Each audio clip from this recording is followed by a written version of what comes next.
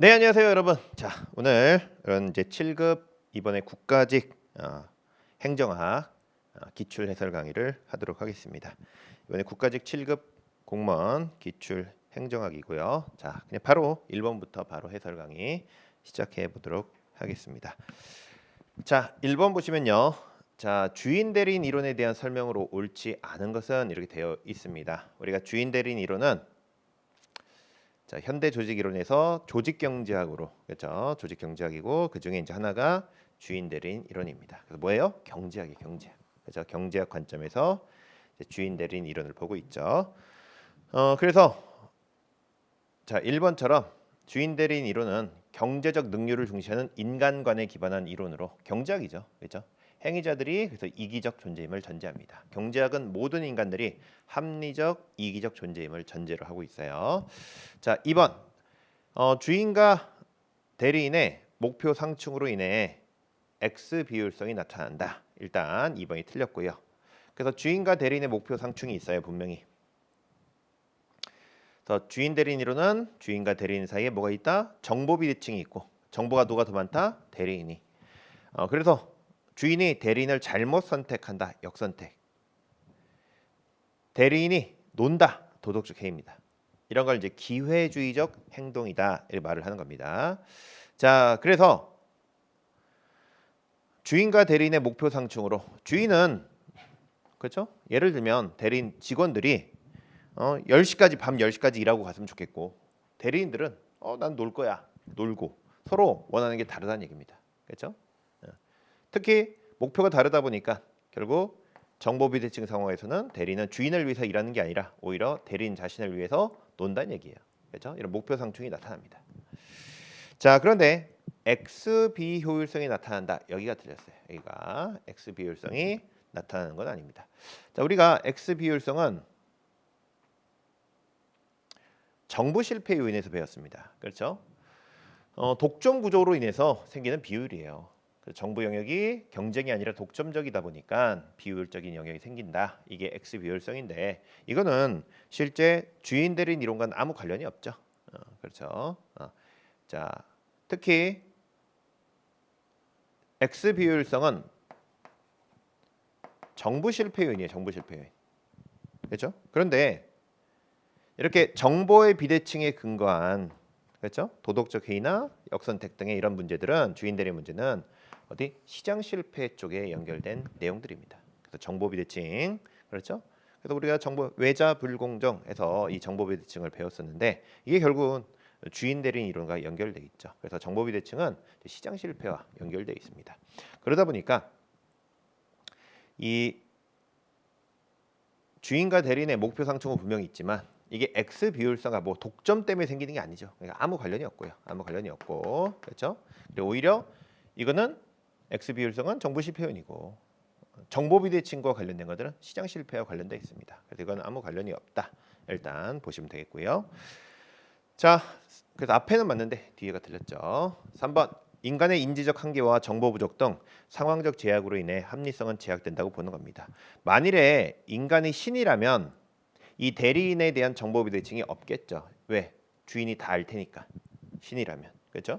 그래서 이런 합리성을 내용적, 실질적, 객관적, 절대적, 완전한 합리성이라고 하는 겁니다. 그렇죠? 이런 게 이제 신이 가진 합리성인데 그러면 주인이 신이라면 대리인의 상황을 다 알겠죠. 정보 비대칭이 아니라 다 주인이 더 많아지는 겁니다. 그렇죠? 자, 그러나 인간은 현실적으로 이런 신이 가지고 있는 합리성이 없기 때문에 합리성이 제한될 수밖에 없고 주관적 합리성이 빠지게 됩니다. 그렇죠? 자, 그래서 결국은 인간의 인지적 한계, 그렇죠? 주인 입장에서는 한계가 있고 정보 부족이 생기죠. 그래서 결국은 제대로 된 합리적 선택을 못하게 되는 겁니다. 그렇죠? 그래서 이제 주인이 정보가 없고 대리인에 빠지는 거죠. 대리인이 정보가 많은 상황에서 이런 합리성이 제약되게 되는 겁니다. 4번 주인과 대리인 사이에 이런 정보 비대칭성이 존재하고 대리인이 속인다는 거죠. 기회주의적으로 행동하는 경우 역선택이나 도덕적 해이가 발생합니다. 그렇죠? 만일에 주인이 인지적 한계가 없었다면, 그렇죠? 신이었다면, 그렇죠?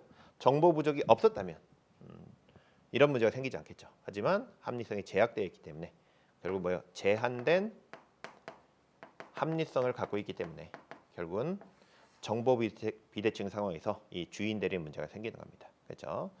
자, 그래서 답은 2번이고요. 일단 주인과 대리인의 목표 상충은 분명히 있는데 X 비율성은 아무 관련이 없다. 자, 2번 보시면 되겠고요.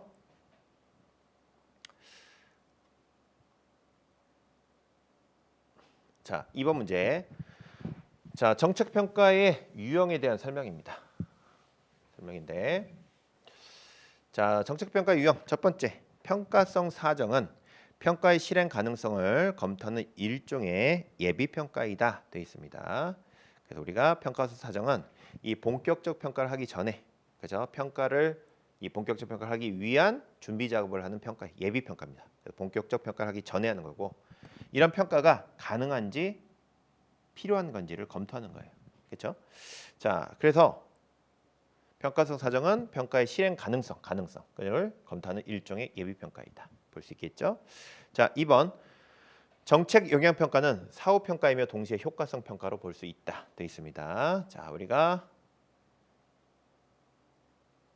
영향 평가는 총괄 평가라고도 하는데 우리가 형성 평가는 집행 도중에 평가하는 거고 총괄 평가는 집행 이후에 하는 겁니다. 그래서 평가 시기로 보면 이제 형성 평가, 총괄 평가가 있고 평가 목적을 보면 이제 과정을 평가하는 게 있고 그 과정에 따라 나온 결과, 영향을 평가하는 게 있습니다. 근데 보통은 영향 평가는 당연히 이제 집행 이후에 그 결과를 보는 거기 때문에 총괄 평가로 영향 평가를 많이 하겠죠, 실제로. 그래서 보통 이제 영향 평가를 총괄 평가라 이렇게 나올 때도 많습니다. 그래서 총괄 평가로 집행 이후에 영향 평가를 하게 되는데 정책 집행 후에 정책이 처음에 의도했던 효과를 가져왔는지를 보는 거예요. 그렇죠? 그래서 다만 이렇게 그래서 목표 달성 여부를 평가하면서 효과성 평가를 할 수도 있고요. 다만 능률성, 공평성 평가도 가능합니다. 그래서 자, 정책 영향 평가는 다 끝나고 나는 총괄 평가로서 사후 평가고, 그렇죠? 동시에 자, 효과성, 목표 달성 여부를 보는 효과성 평가로 여기가 본다가 아니라 볼 수 있다. 그 정도 볼 수 있겠죠. 그렇죠? 효과성 평가로도 볼 수 있고, 그렇죠? 그걸 능률성도 할 수 있고 공평성 평가도 가능하죠. 하지만 효과성 평가로 볼 수 있다. 볼 수 있죠. 그 정도는. 그래서 여러분들이 혹시나 이게 약간 헷갈릴 때 이렇게 볼 수 있다면 이렇게 약한 표현들, 본다가 아니라 볼 수 있다. 이런 것들은 웬만하면 맞다고 보시면 됩니다. 그렇죠? 그래서 효과성 평가로 볼 수 있고요. 3번 모니터링은 이제 과정 평가에 속하지만 집행의 능률성과 효과성을 확보하기 위한 평가이다. 그래서 기본적으로 자, 우리가 과정 평가로 협의의 형성 평가가 있습니다. 집행 도중에 과정을 평가하는 게 있는데 집행 도중에 과정을 평가하면서 집행 과정의 설계를 수정 보완하는 겁니다. 그러면서 그 집행 설계대로 진행하고 있는지 그 집행 과정을 분석하는 모니터링도 과정 중에 하는 이제 과정 평가 됩니다. 그렇죠? 그래서 자 보면 모니터링도 과정 평가에 속하지만 그렇죠? 제대로 집행 설계대로 제대로 진행되는지를 검토하면서 분석하면서 집행의 능률성과 효과성을 확보하는 데 도움이 되겠죠. 자, 4번. 그런데 형성 평가는 언제 하는 거예요? 집행이 종료된 후에 정책이 의도했던 목적을 달성했는지를 보는 게 아니라 형성 평가는 집행이 종료된 후에 하는 게 아니라 형성 평가는 집행 도중에 그렇죠? 뭐 하려고? 설계를 수정 보완하려고. 그렇죠? 형성 평가는 이렇게 집행이 다 끝나고 나서 그 미친 영향을 평가하는 건 영향 평가고 총괄 평가고. 자, 이번처럼 집행이 종료된 후에 정책이 의도했던 목적을 달성했는지 보면 그건 영향평가죠. 영향평가. 총괄평가로서 영향평가고 형성평가는 집행 도중에 설계를 수정 보완하는 것이다. 해서 답은 4번 이렇게 볼 수 있겠습니다. 자, 보시고요. 3번. 자, 근무 성적 평정 방법 중에서 강제 배분법에 대한 설명으로 옳지 않은 것은 되어 있는데요. 자, 1번 역산식 평정이 불가능하며 관대화 경향을 초래한다 돼 있는데요. 우리 강제 배분법은 이렇게 등급 분포 비율을 맞춰줘서 한쪽에 집중적으로 몰리는 걸 막는 거예요. 집중화나 관대화나 엄격화를 방지하는 거죠. 방지하고요. 자, 이렇게 강제 배분법을 하다 보면 어떻게 한다? 역산식 평정을 할 가능성이 높다. 이미 배웠죠. 그래서 역산식 평정을 할 가능성이 높고 관대화 경향 등을 방지하는 겁니다. 그렇죠? 자, 그래서 역산식 평정을 할 가능성이 높고 관대화 경향을 방지하죠. 1번 틀렸습니다. 2번 평가의 집중화 경향을 억제하는 효과도 있죠. 그래서 집중화, 관대화, 엄격화. 집중화는 가운데 점수에 몰리는 거고 관대화는 높은 점수에 몰리는 거고 엄격화는 낮은 점수에 몰리는 겁니다. 그렇죠? 자, 그래서 집중화 경향을 억제하는 효과가 있고요. 3번 평가 대상 다수가 우수한 경우에도 일정한 비율의 인원은 하위 등급을 받을 수 있다는 단점이 있습니다. 그러니까 시험을 봤는데 사실 자기 실력껏 시험을 봤을 때 이렇게 90점 이상이 한 50% 되는 거예요. 근데 20%밖에 들어가지 못하기 때문에 이 사람들 실제로 자기 점수 90점인데도 불구하고 밑으로 내려가야죠. 그렇죠? 그러다 보니까 평정 대상 다수가 우수한 경우에도 일정 비율의 인원은 하위 등급을 받을 수 있습니다. 그렇죠? 자, 등급별 할당 비율에 따라 피평가자들을 배정하는 것이죠. 이게 이제 강제 배분법이다. 볼 수 있겠습니다. 자, 4번. 정책 네트워크 개념과 유형에 대한 설명으로 옳지 않은 것은 되어 있는데요. 자, 1번. 수많은 공식 비공식적 참여자가 존재하는 네트워크는 정책 과정의 참여자들 간의 상호작용을 구조적인 차원으로 이제 설명하는 겁니다. 그렇죠? 오늘날은 정책 과정에 참여하는 다양한 행위자들이 있다는 겁니다. 그 전까지는 엘리트가 정책 의제 설정을 한다. 엘리트론. 이익 집단이 의제 설정을 한다. 다원주의. 그러나 요즘에는 플러스 알파. 뭔가 다양한 행위자들이 있다는 겁니다. 그래서 대표적으로 이제 국민청원 같은 게 정책 네트워크인데요.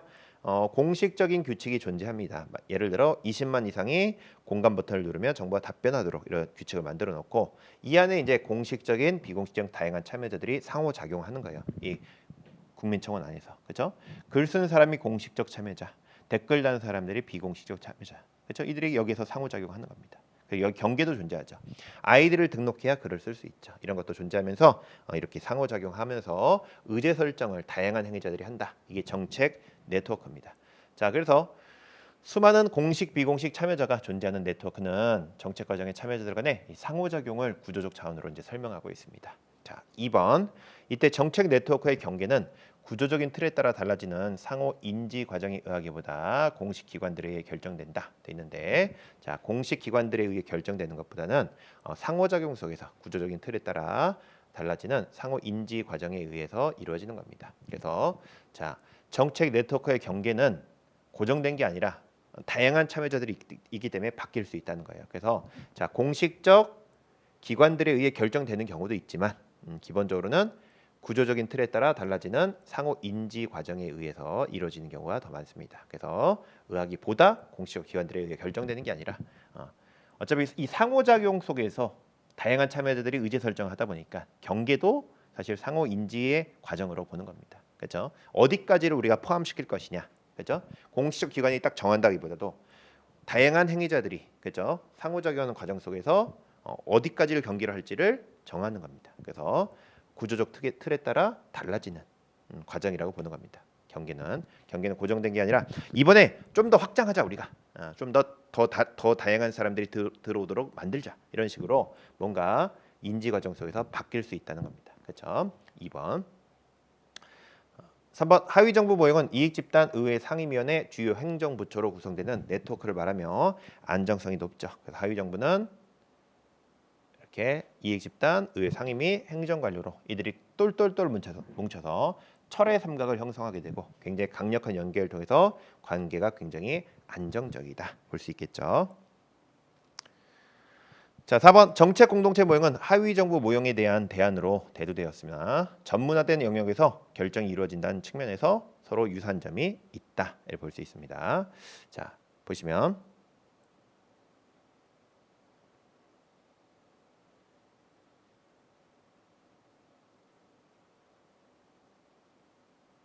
자, 하위 정부는 이익 집단과 행정기관의 관리와 의회 상임위원회가 있고요. 이제 이슈 네트워크는 하위 정부에 누구나 참여하는 거, 더 하위 정부는 당연하고 누구나 참여하는 거고, 정책 공동체는 하위 정부에 이게 너무 난잡하다는 겁니다. 너무 누구나 참여하다 보니까. 그래서 전문가로 제안을 해서 조금 더 이 내용을 제대로 알고 있는 사람들 위주로 이렇게 참여시키는 거죠. 전문가까지. 그렇죠? 그래서 자, 정책 공동체 모형은 하위 정부 모형에 대한 대안으로 대두되었어요. 그렇죠? 그래서 전문화된 영역에 추가를 한 거죠. 전문가를. 이 결정이 이루어진다는 측면에서 서로 유사한 점이 있다 돼 있는데 결국은 이익집단, 행정관료, 의회 상임위원회 정도면 그 내용을 잘 알겠죠. 그렇죠? 거기에 이제 전문가까지 들어오니까 조금 더 전문적이겠지만 일정 부분은 전문적 부분이라는 겁니다. 그렇죠? 누구나 이렇게 참여하는 것에 전문성이 좀 떨어지겠죠. 그렇죠? 그래서 뭐 행정관료나 의회 상임이나 이익집단은 그 내용을 잘 알겠죠. 그렇죠? 그러면서 전문가까지 참여하는 이 부분이 어떤 정도 전문성 부분에서 공통점이 있다 보는 겁니다. 자, 그래서 정책 공동체 모형은 하위 정부 모형에 대한 대안으로 대두되었죠. 하지만 전문성 측면에서 일정 부분 유사한 점이 있다 하는 거죠. 같다는 게 아니라 서로 유사한 점이 있다. 그래서 2번 한번 보시면 되겠고요.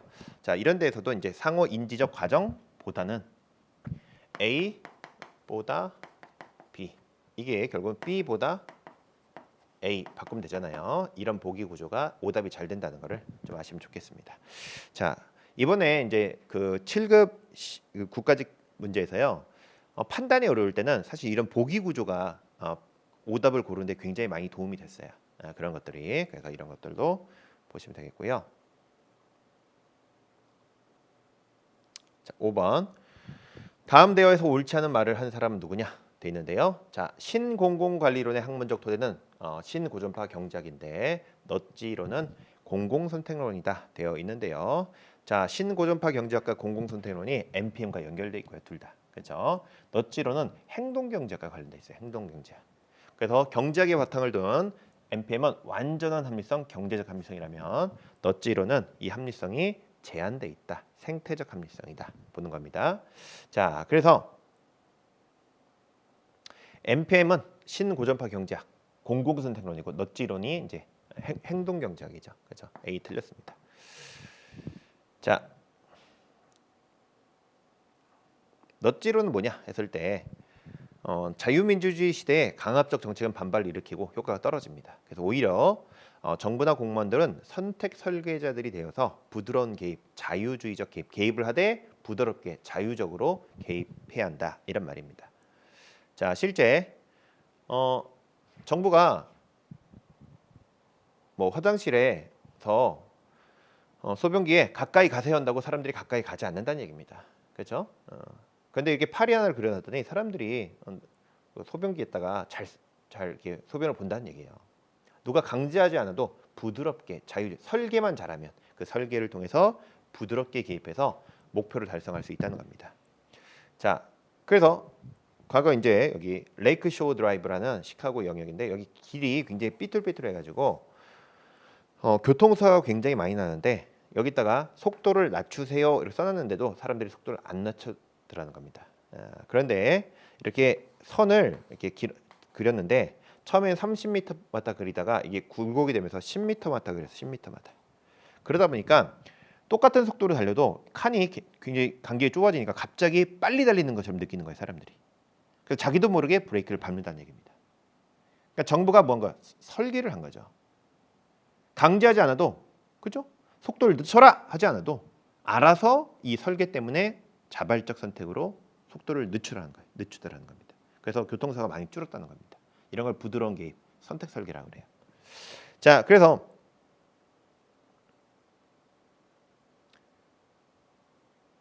이 넛지로는 정부가 강제하지 말고 설계를 잘해서 부드러운 개입을 하자. 자, 인간의 어떤 인지 구조는 이런 자동 시스템과 수거 시스템이 있는데 자동 시스템은 본능적인 거고 수거 시스템은 분석적인 거예요. 느리지만 의식적으로 노력해서 분석을 하는 겁니다. 우리가 행동의 어떤 선택의 실패를 안 하려면 수거 시스템을 통해서 분석을 통해 철저한 분석을 통해 결정을 해야 하는데 사람들은 본능적인 결정이 먼저 우선시 되더라는 겁니다. 그래서 잘못된 선택을 할 때가 있다는 거예요. 그래서 행동에 실패가 생긴다는 건데 자, 그럼 이렇게 사람들이 자꾸 이 본능적으로 이렇게 실패하는 영역이 사람들이 있게 되는데 한번 이 본능을 한번 그럼 우리가 오히려 이용해 보자는 거예요. 넛지로는 사람들이 어차피 자동 시스템이 먼저 작동한다면 본능적이라면 그 본능을 역으로 한번 이용해 보자. 그게 넛지예요. 이 본능적이다 보니까 행동에 실패가 생기더라는 겁니다. 하지만 설계만 잘하면 그 본능에 따라 움직이게 설계만 잘하면. 근데 그 본능에 따라 결정이 오히려 실패가 아니라 오히려 바람직한 쪽으로 이동하게 하는 거죠. 자, 여기서도 자기도 모르게 본능적으로, 그죠? 속도가 빨라지는 것처럼 느껴지니까 속도를 늦추는 거죠. 그죠? 어차피 사람이 본능적이라면 그 본능을 이용하는 설계를 잘한다면, 그래서 부드럽게 개입한다면 오히려 우리 사회를 더 바람직한 사회로 이끌 수 있다. 이렇게 보는 게 넛지입니다. 자, 그래서 넛지는 자동 시스템에 의존하는 사람에게 세상을 보다 편한 곳, 보다 안전한 곳으로 바꾸는 방법을 제시하는 겁니다. 뭘 통해서? 선택 설계를 통해서 부드러운 개입을 하면서. 그죠? 그래서 인간의 합리성은 제한돼 있다. 그죠? 근데 그 제한된 합리성, 그래서 본능적일 수밖에 없는 그 인간의 심리를 잘 이용해 보자. 이런 걸 강조하는 게 넛지다. 그래서 불확실한 상황에서 판단과 선택이 인간의 이런 자동 시스템이 먼저 작동되다 보니까 결국은 오류가 생기고 행동에 문제가 생긴다는 겁니다. 그 행동의 실패고. 그래서 넛지를 통해 설계만 정부가 잘해준다면 분명히 이 실패가 오히려 본능을 이용해서 더 좋은 쪽으로 이동시켜서 변화시킬 수 있다는 겁니다. 그걸 이제 자유주의적 개입이다. 자, 그래서 NPM은 정부를 기업처럼 만들면서 효율성을 증대하고 고객 대응성을 높이는 데 목표를 갖고 있다면 넛지로는 자, 설계를 통해 행동 변화를 통해서 삶의 질을 높이는 것이 목표죠. 맞는 말이죠. 그래서 NPM은 경제적 합리성을, 넛지로는 인간의 자동 시스템을 통한 제한된 합리성을 가정합니다. 자, NPM에서는 공무원이 그래서 하나의 기업가가 된다면 넛지로는 선택 설계자가 된다 하는 겁니다. 뭐 이해되시죠? 그 답은 1번 보시면 되겠고요.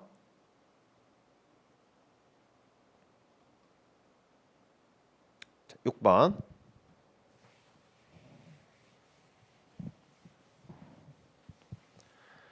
자, 립스키의 일선 관료제에 대한 설명인데요. 1번. 일선 관료에 대한 재량권 강화는 집행 현장의 특성, 예상치 못한 사태에 대비하게 할 수가 있습니다. 자, 립스키의 일선 관료제는 상향론자예요. 그래서 명확한 목표 가능성을 부인하고 집행 문제 해결에 초점을 두는데 과연 일선 관료, 현장에서 일하는 관료들의 문제점은 뭐냐 했을 때 돈도 부족하고 사람도 부족한 불충분한 자원. 근데 국민들이 자꾸 민원인들이 멱살 잡고 흔드는 거예요. 권위에 대한 도전. 공무원들 멱살 잡고 막 흔드는 겁니다. 그리고 모호하고 대립된 기대 혹은 다양한 복잡한 업무 상황.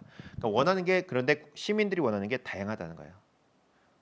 이것저것 해달라는 게 다 다르다는 얘기입니다. 그런데 사람도 부족하고, 근데 자꾸 멱살 잡고 흔들고, 그렇죠? 원하는 건 다르고 이런 문제 상황 속에서 결국은 일선 관료들이 재량을 가지고 대응을 해야 한다는 겁니다. 문제 해결하려면 모든 게 똑같은 게 아니라 다양하고 복잡하기 때문에 그때 빨리빨리 대응하기 위해서는 재량이 필요하고 또한 모든 것들을 다 들어줄 수는 없어요. 그래서 고정관념을 가지고 오히려 고객을 선별해서 그걸 이제 단순화 정형화한다예요. 그렇죠? 그래서 고정관념을 타파하는 게 아니라 고정관념을 가지고 고객을 선별하면서 모든 사람이 아니라 이제 정부가 들어줄 수 있는 그 한도를 만들고 그 한도 내에서 단순화 정형하고 이 사람 얘기는 못 들어, 이 사람 얘기는 안 돼, 이렇게 다 선별하게 되는 겁니다. 그러면서 단순화 정형화해서 재량권 문제를 해결한다. 그래서 일선 관료에 대한 재량권 강화가 집행 현장의 특성, 예상치 못한 사태에 대비하게 할 수 있고요. 일선 관료는 만성적으로 부족한 자원, 그죠? 모호한 역할 기대, 원하는 게 다르죠 다. 그들에 대한 도전, 위협, 업무 환경에 처한 문제 상황이 있습니다. 자, 이를 위해서 결국 일선 관료들은 일반 시민을 분류하게 되죠. 이게 뭐요? 고객 선별이에요. 고객 선별, 그렇죠? 분류를 하고 모든 계층을 공평하게 대우할 수는 없고요, 그렇죠? 결국은 선별해서 대응할 수밖에 없습니다. 그래서 결국은 일반 시민을 분류하지 않고 모든 계층을 다 공평하게 대우하는 게 아니라, 그죠? 이게 선별해서 정부가 대응할 수 있는 시민들이 요구가 있고 대응할 수 없는 시민들의 요구가 있다는 겁니다. 그래서 일반 시민을 오히려 고객 선별해서 대응할 수밖에 없어요. 그렇죠? 자, 3번 틀렸고요. 일선 관료는 정부를 대신하여 시민에게 정책을 직접 전달하는 존재로 특히 사회 경제적 취약계층의 삶에 큰 영향을 미친다. 현장에서 일할 때, 그렇죠? 특히나 이제 사회적 약자계층을 이제 돕는 데 도움이 되겠죠. 그렇죠? 그래서 이런 정부를 대신하여 시민에게 정책을 직접 전달하면서 특히 사회 경제적 취약계층의 삶에 큰 영향을 미칠 수 있죠. 답은 3번이고요. 여기서 고객 고정관념을 가지고 고객 선별, 이게 뭐야? 시민들을 분류한다는 거죠. 그래서 보시면 되겠고요. 자, 7번 문제 같이 보도록 하겠습니다. 자, 집권화와 분권화에 대한 설명으로 옳지 않은 것은 되어 있는데요. 1번. 자, 집권화는 조직의 규모가 작고 신설 조직일 때 유리하다 되어 있습니다. 자, 우리가 규모가 큰 조직이 이마트, 규모가 작으면 슈퍼. 규모가 큰 조직이 이마트가 훨씬 복잡하고 공식화돼 있지만 사장님 맘대로 하기 좋은 건 슈퍼예요. 규모가 작은 게 훨씬 집권이고 규모가 큰 게 오히려 분권입니다. 자, 그래서 보통 규모가 증가하면 분권화가 촉진되죠. 자, 1번 집권화는 조직의 규모가 작고 신설 조직일 때 오히려 유리할 수 있습니다. 그렇죠? 그래서 우리가 슈퍼 혹은 이렇게 신설 조직일 때 집권화가 촉진되고 규모가 커지면 분권화 된다. 자, 2번 집권화의 장점으로는 전문 기술의 활용 가능성 향상과 경비 절감을 들 수 있다.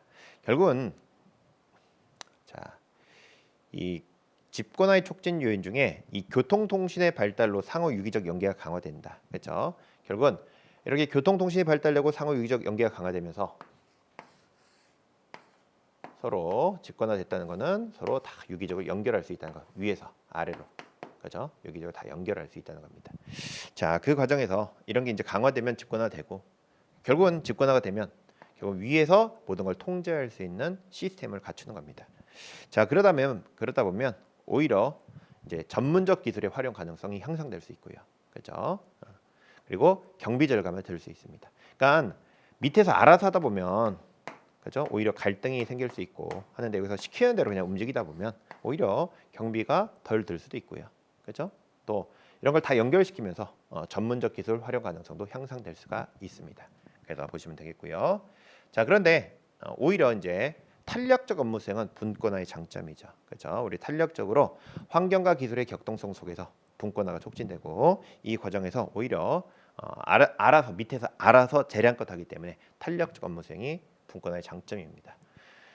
자, 그런데 분권화가 하면 각자 자기 입장에서 판단하다 보니까 그죠? 행정 기능의 중복과 혼란을 회피할 수 있고 분열을 억제할 수 있는 게 아니라 오히려 혼란이 생기고 분열이 생길 수 있어요. 오히려 집권화가 기능의 중복과 혼란을 회피하면서 분열을 억제할 수 있는 거죠. 그렇죠? 여기서 시키는 대로 위에서 딱 정한 대로 가면 되기 때문에 분열을 억제하고 중복과 혼란을 회피할 수 있다. 답은 4번입니다. 그렇죠? 자, 4번이고요. 2번 같은 경우가 좀 헷갈릴 수 있어. 하지만 이게 명확히 틀렸으니까. 그렇죠? 행정학은 우리가 명확한 답을 이렇게 찾을 수 있다는 거예요. 그렇죠? 명확한 답. 틀렸는지 세모인지 판단하셔야 돼요. 그렇죠? 틀렸는지 세모인지. 자, 그래서 오히려 분권화가 오히려 분열을 억제하는 게 아니라 집권화가 억제할 수 있겠죠. 답은 4번이고요. 자, 경비 절감 이런 내용도 한번 살짝 이해하시면 되겠습니다. 자, 문제 8번. 자, 만족 모형에 대한 비판으로 옳은 것만을 모두 고르면 되겠습니다. 자, 만족 모형은 제한된 인간의 합리성은 제한돼 있다. 그러다 보니까 신처럼 완전한 합리성에 따라 최적의 결정을 하는 게 아니라 만족하는 결정을 한다는 거예요. 그래서 이 정도면 됐어. 그냥 그래, 이 정도면 됐어. 우리가 배우자 선택할 때 60억 인구를 다 보고 그중에 나한테 가장 잘 맞는 사람을 선택하는 게 아니라 영자, 순자, 말자 만나다 보면 이 정도면 됐어 하고 여기서 멈추는 거죠. 그죠? 더 좋은 선택이 있을 수도 있어요. 하지만 나 이 정도면 만족해 하고 결정하는 게 만족 모형이에요. 그러다 보니까 책임 회피 의식과 보수적 사고가 지배적인 상황에서 혁신을 이끄는데 한계가 있을 수 있습니다. 뭐냐면 이 정도면 됐어. 그러니까 혁신, 현재를 개혁하고 그렇죠? 뭔가를 변화시키는 게 아니라 그냥 이 정도면 됐어 하고 결정을 한다는 거예요. 그러다 보니까 잘못하면 책임 회피 의식과 보수적 사고가 지배적인 상황에서 혁신을 이끄는데 한계가 있을 수 있는 겁니다. 뭐예요? 더 좋은 게 있어도 이 정도면 됐어, 만족해 이렇게 결정을 하게 되니까 기억이 일단 맞는 말이고요. 자, 리을. 일반적이고 가벼운 의사결정과 달리 중대한 의사결정에 적용하기가 어려울 수가 있습니다. 그렇죠? 중대한 의사결정은 뭐예요? 최적을 선택해야죠. 가장 좋은 걸 선택해야 돼요. 아주 중대한 한 100억 투자할까 100억. 그렇죠? 근데 대충 하자. 만족하는 선에서 하자. 그건 위험할 수 있죠. 그렇죠? 그래서 오히려 중대한 의사결정은 그래도 최대한 가장 좋은 선택을 할 수 있는 합리 모형적으로 결정을 해야겠죠. 그러다 보니까 만족 모형은 일반적 가벼운 의사결정과 달리 일반적 가벼운 의사결정은 만족하는 선에서 결정해도 되겠죠. 하지만 중대한 결정에서는 적용하기 어려울 수 있다는 겁니다. 그래서 기억과 리을 보시면 되겠고요.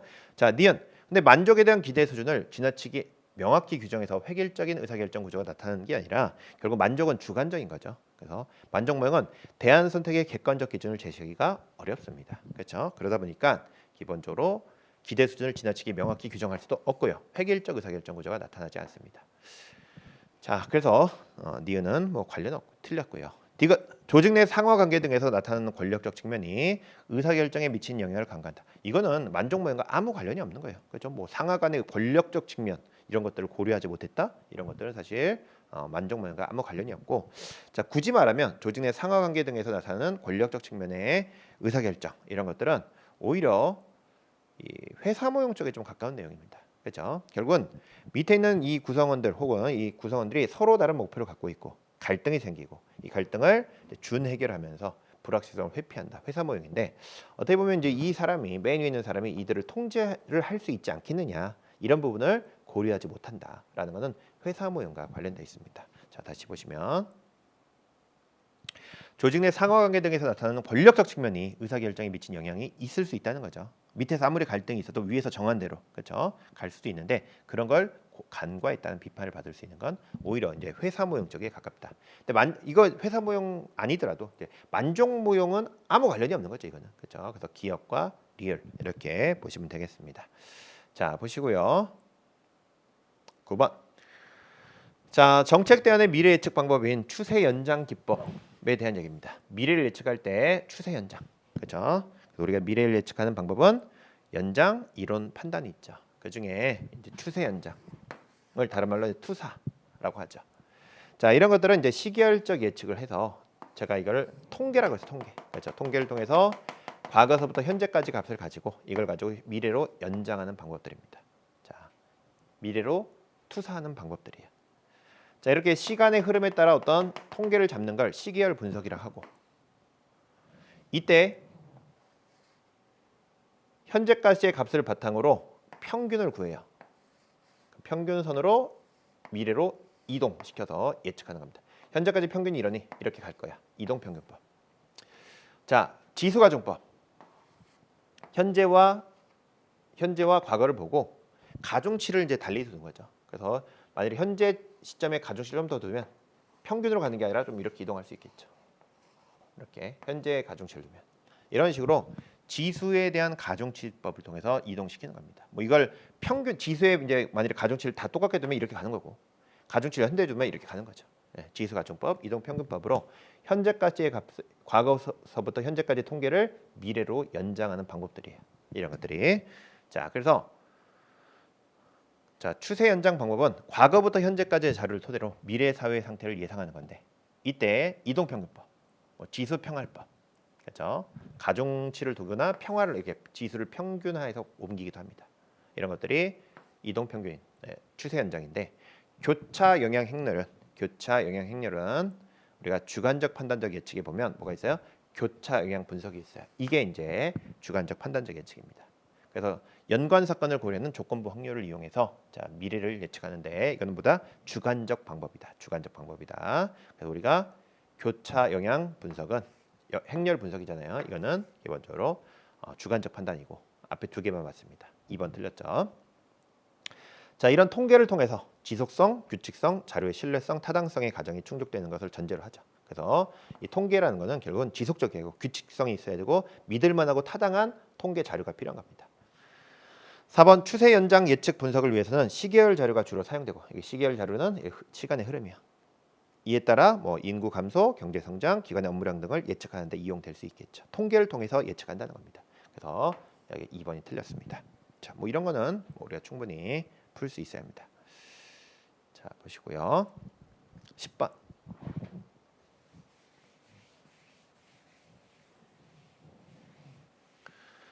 자, 10번은 이제 기억이 좀 어려운데요. 근데 답을 구하기는 니은과 디귿이 답인데 쉬워요, 답이. 그래서 니은, 디귿, 리을이 쉽기 때문에 사실 기억을 몰라도 만일에 기억이 답이 있었으면 좀 판단하기 힘든데 니은, 디귿, 리을이 쉽기 때문에 답을 구하는 건 어렵지 않다. 물론 이 팔로우십, 그러니까 니은, 디귿, 리을은 리더십이고 이제 켈리가 이제 팔로우십인데 부하들의 그러니까 리더의 역할도 중요하지만 부하들의 역할도 중요하다. 그게 팔로우십입니다. 근데 이 부분이 이제 새로 나왔지만 이게 이걸로 이제 답을 선택하게 만든다면 어려운 거지만 사실 니은, 디귿, 리을로 선택하게 만든다면 이 문제는 기존의 기출과 큰 차이가 없는 겁니다. 그래서 답은 뭐 쉽게 구할 수 있어요. 그래서 우리가 새로운 내용이 나왔다고 문제 자체가 어려운 건 아닙니다. 그렇죠? 기존의 보기가 충분히 기존 내용으로 풀 수 있으면 얼마든지 뭐 쉬운 문제가 될 수 있죠. 그래서 기억은 어렵지만 니은, 디귿, 리을이 쉽더라. 자 보시면 되는데 그래서 개인적으로는 오히려 이 8번 문제가 좀 더 어렵지 않나 이런 생각이 듭니다. 물론 이것도 구할 수는 있지만 그래도 이런 것들이 오히려 이런 것들은 이제 딱 명확하게 책이 있는 게 아니라 내가 좀 생각을 해야 하니까 좀 고민이 될 수 있거든요. 그래서 이런 것들이 더 어려운 문제 같고 오히려 이렇게 새로운 내용이 나왔어도 10번 같은 경우는 오히려 쉽게 더 구할 수 있습니다. 자 그런데 이제 켈리가 팔로우십이라는 걸 하는데 소위적 추종자, 수능적 추종자, 수동적 추종자, 효과적 추종자 등 4가지 추종자 유형을 제시하였고 그중 소위적 추종자가 가장 위험하다고 주장하였다 되는데 이거 외에도 하나가 더 있어서 5가지. 자 보시면 켈리의 팔로우십 이론은 자 인간의 부하들의 사고가 독립적이고 비판적이냐 그러니까 스스로 판단할 수 있느냐 혹은 위에서 시키는 대로 의존적으로 무비판적 사고를 하느냐 부하들이 이걸 기준으로 분류하게 되고요. 또 하나는 이런 부하들이 조직에 능동적 적극적으로 참여하느냐 조직 활동에 혹은 피동적으로 시키는 것만 하느냐 혹은 참여하려고 안 하느냐 그죠? 적극적으로 참여하려고 안 하느냐 이런 걸 기준으로 이 5가지로 분류한 겁니다. 5가지로. 자, 그래서 이렇게 독자적, 비판적, 스스로 판단하면서 적극적으로 참여하는 게 효율형 혹은 여기 효과형, 모범형 추정제로 하고요. 자, 독자적인 판단을 하는데 참여 안 해. 비판만 하고 참여 안 하는 겁니다. 이게 소외형이에요, 소외형. 말은 많은데 뭐 하라고 하면 난 안 해. 그러니까 말만 하고 비판만 하는 거죠. 그러니까 조직만 분열시키는 거예요. 어떻게 보면.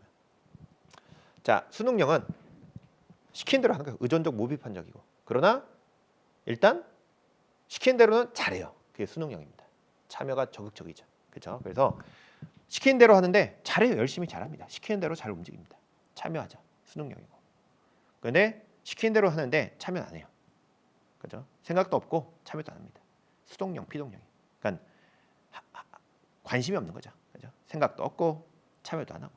그죠? 자, 그런데 이 실용형 추종자는 생존 추구자, 서바이버라고요. 서바이버. 이들은 뭐가 좋은지 모르겠다. 적절하게 그냥 이 중간 정도에서 그죠? 그냥 적절하게 눈치 보는 사람들입니다. 참여도 적극적인 것도 아니고 능동적, 피동적인 것도 아니고 이게 적절하게 여기도 그냥 적절. 여기 눈치꾼이에요. 눈치꾼들. 눈치 보는 사람들. 부하들 중에서 실용형 생존 추구자들은 잘 되면 붙고 안 되면 떨어지고 이게 뭔가 약간 중간에서 그냥 실용형으로 생존을 그냥 추구하는 사람들. 적극적이지도 않고 피동적이지 않고 그냥 적절하게. 그래서 자 효율형 이거 효과형이라 효과형 혹은 효율형 모범형은 독자적 비판적 사고를 하면서 그렇죠? 적극적 참여합니다. 가장 바람직한 유형이에요 이게. 그렇죠? 자 수능형은 조직에 적극적 참여하나 무비판적 사고로 리더의 지시에 무조건 순종하는. 그러니까 시키는 대로 잘하는 사람이 수능형입니다. 자 소외형은 말만 많은 거야. 독자적 비판적 사고로 조직이 비판은 하는데 조직 활동에 참여 안 합니다. 말만 하고 참여 안 해요. 오히려 조직을 분열시킬 수 있으며 가장 위험한 유형이 될 수 있습니다. 소외형이. 잘못하면 수동형이라고 생각할 수 있는데 뭐다? 소외형이다. 자 수동형은 무비판적 사고, 그러니까 생각도 없고 조직 활동에 참여도 하지 않습니다. 책임감이 결여되고 그냥 별로 아무것도 안 하는 거죠. 자 실용형 서바이버들은 필요와 상황에 따라 유동적으로 유형을 바꾸는 겁니다. 이런 형태를 좀 바꿔 나가고요. 뭐 이럴 수도 있고, 그러니까 어떨 때는 막 뭔가 수능하기도 하고, 어떨 때는 소외되기도 하고, 어떨 때는 중간 정도, 그렇죠? 그래서 속칭 이들을 눈치꾼들이에요, 눈치꾼들. 실용형. 그래서 켈리는 소위적 추종자, 수능적 추종자, 수동적 추종자, 효과적 추종자. 그죠? 그런데 누가 빠졌냐면 지금 가운데 실용용 추종자, 생존 추구자들이 빠졌습니다. 그죠? 자, 5가지 유형을 구분했고 그 중에 소위적 추종자가 가장 위험하다고 주장했다. 그죠? 예, 소위적 가장 위험한 건 소위형입니다. 자, 그런데 4가지가 아니라 몇 가지다? 5가지. 그죠? 그래서 실용용이 빠져 있죠. 기억이 틀렸습니다. 뭐 그런데 뭐 어렵지만 내용 자체는 어렵지만 얘가 틀렸을 가능성이 굉장히 큰 지문이긴 해요. 그렇죠? 일단은 4가지다. 그럼 뭐 5가지, 3가지 뭐 하여튼 바꿀 수 있죠. 그리고 그중 소위적 추종자 가장 위험하다. 그럼 여기도 바꿀 수 있겠죠. 그렇죠? 뭐 물론 여기는 바꾸지 않았지만 이게 맞는 말이지만 오답이 될 문장들이 한 문장 안에 여러 개가 있는 거예요 지금. 이런 것들이 이제 오답될 가능성이 크다. 잘 모를 때는 뭔가 오답을 만들었을 것 같은데. 그러니까 내가 처음 보는 질문, 앞으로 우리가 지방직 뭐 7급도 있고 시험을 볼 때 처음 보는 질문이 나오면 거기에 오답 포인트가 있는지를 좀 보셔야 돼요. 그죠? 그러니까 내용으로 내가 알 수가 없으니까. 근데 이 문장 안에 오답을 바꿀 수 있는 부분이 있나 확인을 하고 부분이 있으면 틀렸을 것 같다. 이렇게 하고 넘어가는 겁니다. 그죠? 어차피 내가 모르는 거니까. 그죠? 그래서 무조건 틀렸다는 게 아니라 틀릴 가능성이 있다라고 생각하고 다음 문장을 읽어보면 되겠죠. 그래서 여기서도 4가지 바꿀 수 있고요. 소위적 추종자를 뭐 다른 걸 바꿀 수 있겠죠. 뭐 이런 식으로 오답을 바꿀 수 있는 포인트가 있구나. 그럼 틀렸을 가능성이 있겠다. 이렇게 생각하고 넘어가는 겁니다. 그렇죠? 이거는 처음 보는 지문. 내가 결국 내용을 모르는 지문들은 결국 상식적인 어떤 오답 포인트를 찾는 거예요. 그렇게 해서 대응을 하면 좋습니다. 자, 니은 블레이크하머트는 자 생산에 대한 관심과 사람에 대한 관심이 모두 높은 단합형 리더십을 최선의 관리 방식으로 제안했다. 그렇죠? 이건 많이 봤죠. 그래서 블레이크하머튼에 따르면 이 팀형 단합형이 가장 이상적. 그렇죠? 일도 잘하고 인간관계도 잘하는 팀형 단합형이 가장 이상적이라고 보는 거죠. 맞고요. 자 상황 적응적 리더십 모형의 주창자 중 하나인 피들러는 그죠? 리더와 구성원 간의 관계, 직무구조, 직위권력 등 3가지 변수를 중요한 상황 요소로 봤죠. 그래서 우리가 피부가 권 외웠죠. 그래서 리더와 부하의 관계, 과업구조, 직위권력, 그렇죠? 이런 것들이 이제 상황 변수가 되겠죠. 그래서 피들러에 따르면 피부가 권, 그렇죠? 피부가 권 이게 이제 근데 여러분 주의할 건 이제 피부과 권 이렇게만 읽으면 안 돼요. 피부과 권을 하고 내용이 뭔지를 아셔야 돼. 리더와 부하의 관계, 과업 구조인데 이게 직무 구조, 그죠? 직위 권력 이런 것들입니다. 그렇죠? 그래서 우리가 리더와 부하의 관계, 구성원 간의 관계, 과업 구조, 직위 권력 이런 것들이 중요하죠. 맞는 말이죠. 자, 리얼 오하이오 주립대에 따르면 자 구조주도와 배려, 구조주도가 일 잘하는 거고 배려가 인간관계 잘하는 겁니다. 가장 훌륭한 리더는 중간 수준의 구조와 배려가 아니라 둘 다 높아야겠죠. 둘 다 높아야겠죠. 그래서 우리가 자 오하이오 대학에 따르면 이제 구조 설정이 일 잘하는 거고 배려가 인간인데 둘 다 높은 게 가장 이상적이다 하는 겁니다. 그렇죠? 자 그래서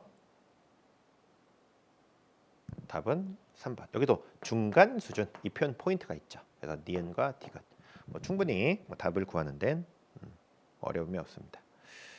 자 11번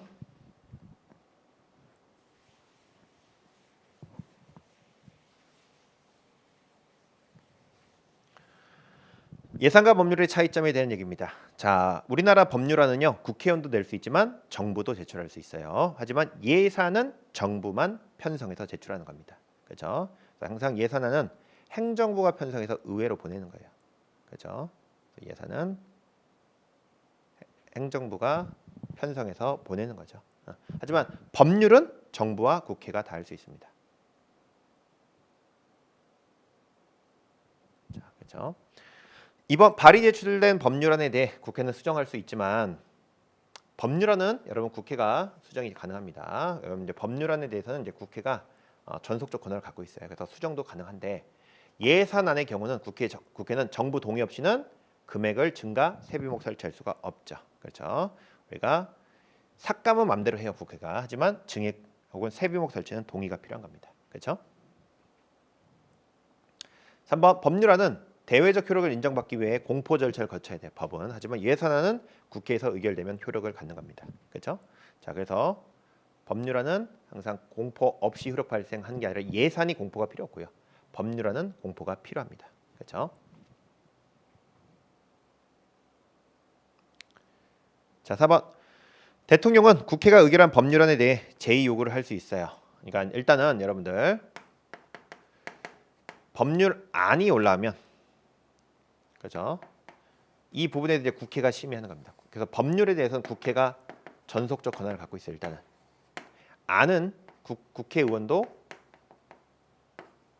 정부도 제출할 수 있어요. 법률안은. 그럼 어디에? 국회. 그럼 국회에서 이제 의결을 하는 겁니다. 그래서 이 법률안들을 통과할지 안 할지는 국회가 정하는 거예요.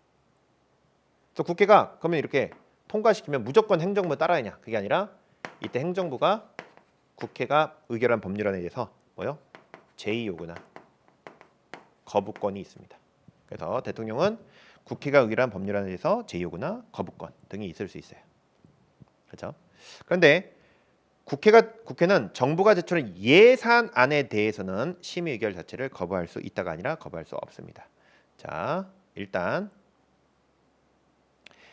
자, 행정부가 예산을 짜서 보내면 의회가 나 심의 안 할 거야. 이거 안 돼요. 거부권 안 됩니다. 그죠? 또 국회가 의결했어요. 그러면 행정부가 다시 거부 제의 요구 이런 것도 안 됩니다. 자, 행정부가 잘 부탁합니다 했더니 국회가 오케이 했어요. 그랬더니 갑자기 나 그거 국회 오케이한 거 반대야. 거부해. 제의 요구 이런 건 안 돼. 말이 안 되죠. 그렇죠? 자기가 짜가지고 잘 부탁한다고 했는데 갑자기 거부한다는 건 말이 안 되고 일단 그러나 행정부가 보낸 예산안을 국회가 거부하는 것도 안 됩니다. 대통령이 의결한 내용을 거부하는 것도 안 되고 그렇죠? 자, 그래서 대통령은 국회가 의결한 법률안에 대해 제의 요구를 할 수 있으나 그렇죠? 거부 이런 게 가능하지만 국회는 정부가 제출한 예산안에 대한 심의 의결 자체를 거부할 수는 없습니다. 그렇죠? 그리고 대통령도 국회가 만일에 의결하면 그에 대해서 거부 제의 요구 안 되고요. 그렇죠? 답은 4번입니다.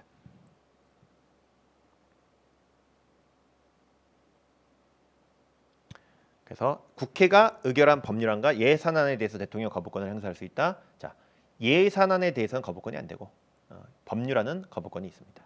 그래서 법률에 대해서는 대통령 거부권 행사가 가능하지만 예산은 거부할 수가 없다. 이렇게 보면 되겠죠. 자, 12번도 행정 PR. 행정 PR이라는 거 뭔가 익숙하지 않은 주제일 수 있어요. 그런데 답을 구하기는 어렵지 않습니다. 이것도 답을 구하기는 어렵지 않아요. 그래서 이번에 우리 7급 국가직 7급 시험 자체가 생소한 내용이 나왔지만 그거 자체가 그 답을 고르는데 어렵진 않았어요. 오히려 이제 우리가 아는 내용인데 그걸 좀 더 깊이 있게 물어본 것들. 그래서 여러분들이 문제를 풀 때 생소하고 아예 안 배운 거 나왔다고 해서 두려워할 필요는 없어요. 대신에 오히려 어려운 문제들은 아는 내용이 깊이 있게 나오는 게 어려운 거예요. 아는 내용을 깊이 있게 묻는 거. 자, 그래서 행정 PR도 우리가 행정 PR을 어디서 배웠냐면 우리 동원령 의제 설정할 때, 그죠? 국민에게 알린다, 홍보한다. 이 행정 PR이죠. 그럼 정부 활동을 국민들에게 이게 알리는 것들, 그죠? 그 행정 민주화 요청에 따라 그 필요성이 제기되고 있죠. 그래서 오늘날은 정부가 숨기는 게 아니라 자꾸 국민들에게 홍보하고 캠페인을 통해서 정부 활동을 알려줘야 돼요. 그래서 정부가 잘못된 정보를 국민에게 투입하는 것은 행정 PR의 객관성에 반하는 것이고요. 특히 이제 개발도상 국가에서 행정 PR을 하는 건 오히려 이제 국민들의 계몽적 교육적 성격을 갖는 경우가 있겠죠. 그래서 개발도상 국가에서 했던 우리 대표적인 새마을 운동 같은 거, 그렇죠? 새마을 운동 같은 거를 정부가 정하고 국민들에게 막 PR을 하는 겁니다. 알려주는 거죠. 그러면서 국민을 계몽하고 교육하는 성격이 강한 거죠. 그런데 4번 국민의 알 권리에 대한 정부의 도덕적 법적 의무로 이해되죠. 그렇죠? 이제 오늘날 이제 선진국이 되면서 그렇죠? 민주화되면서 국민의 알 권리가 있고 이걸 정부의 도덕적 법적 의무로 보는 겁니다. 자, 그런데 이렇게 의무로 보는데 이 행정 PR이 일방적 명령적이다. 이건 아니겠죠. 그렇죠? 행정 PR을 일방적으로 국민에게 일방적으로 알리고 명령 구조로 알린다는 게 아닙니다. 그렇죠? 오히려 쌍방적이고, 그렇죠?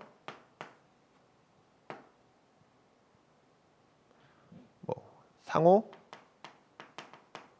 교류. 그렇죠? 상호 교류하면서 알리는 거지. 쌍방제 상호 교류. 정부가 일방적으로 알리는 건 그런 것들은 계몽 교육적 성격이 있는 거고, 오히려 이제 국민의 알 권리에 대한 정부의 도덕적 법적 의무로 이해하면 오히려 이제 그 행정 피하라는 게 일방적인 게 아니라 국민의 의사도 듣고, 그죠? 그것도 반영해 주면서 계속 홍보를 하는 겁니다. 그래서 쌍방적이고 상호 교류적이어야 합니다. 그렇죠? 자, 여기서 일단은 뭔가 일방적 명령적이라는 게 국민의 알 권리에 대한 어떤 이 말하고 안 어울리잖아요, 일단. 그렇죠? 그리고 이 단어 자체 일방적 명령적이다 바꾸겠다 표현 느껴야죠. 생수할 때는 이런 포인트가 있다. 그죠? 이런 포인트를 찾아내셔야 돼요. 그런 것들 반대말 딱 바꾸기 좋으니까. 자, 답은 4번입니다. 다른 보기들은 좀 이거 계몽 교육적이지만 이것도 있긴 하지만 이거는 이제 새마을 운동 같은 거고, 이게 이제 굉장히 긍정적인 느낌인데 일방적 명령적이면 좀 부정적이잖아요. 그렇죠? 이런 것들 답은 4번. 그래서 이번에 시험에 이게 뭐야? 두려워. 근데 자세히 보면 보기가 쉬워요. 보기가. 그렇죠? 13번. 자, 우리나라의 공무원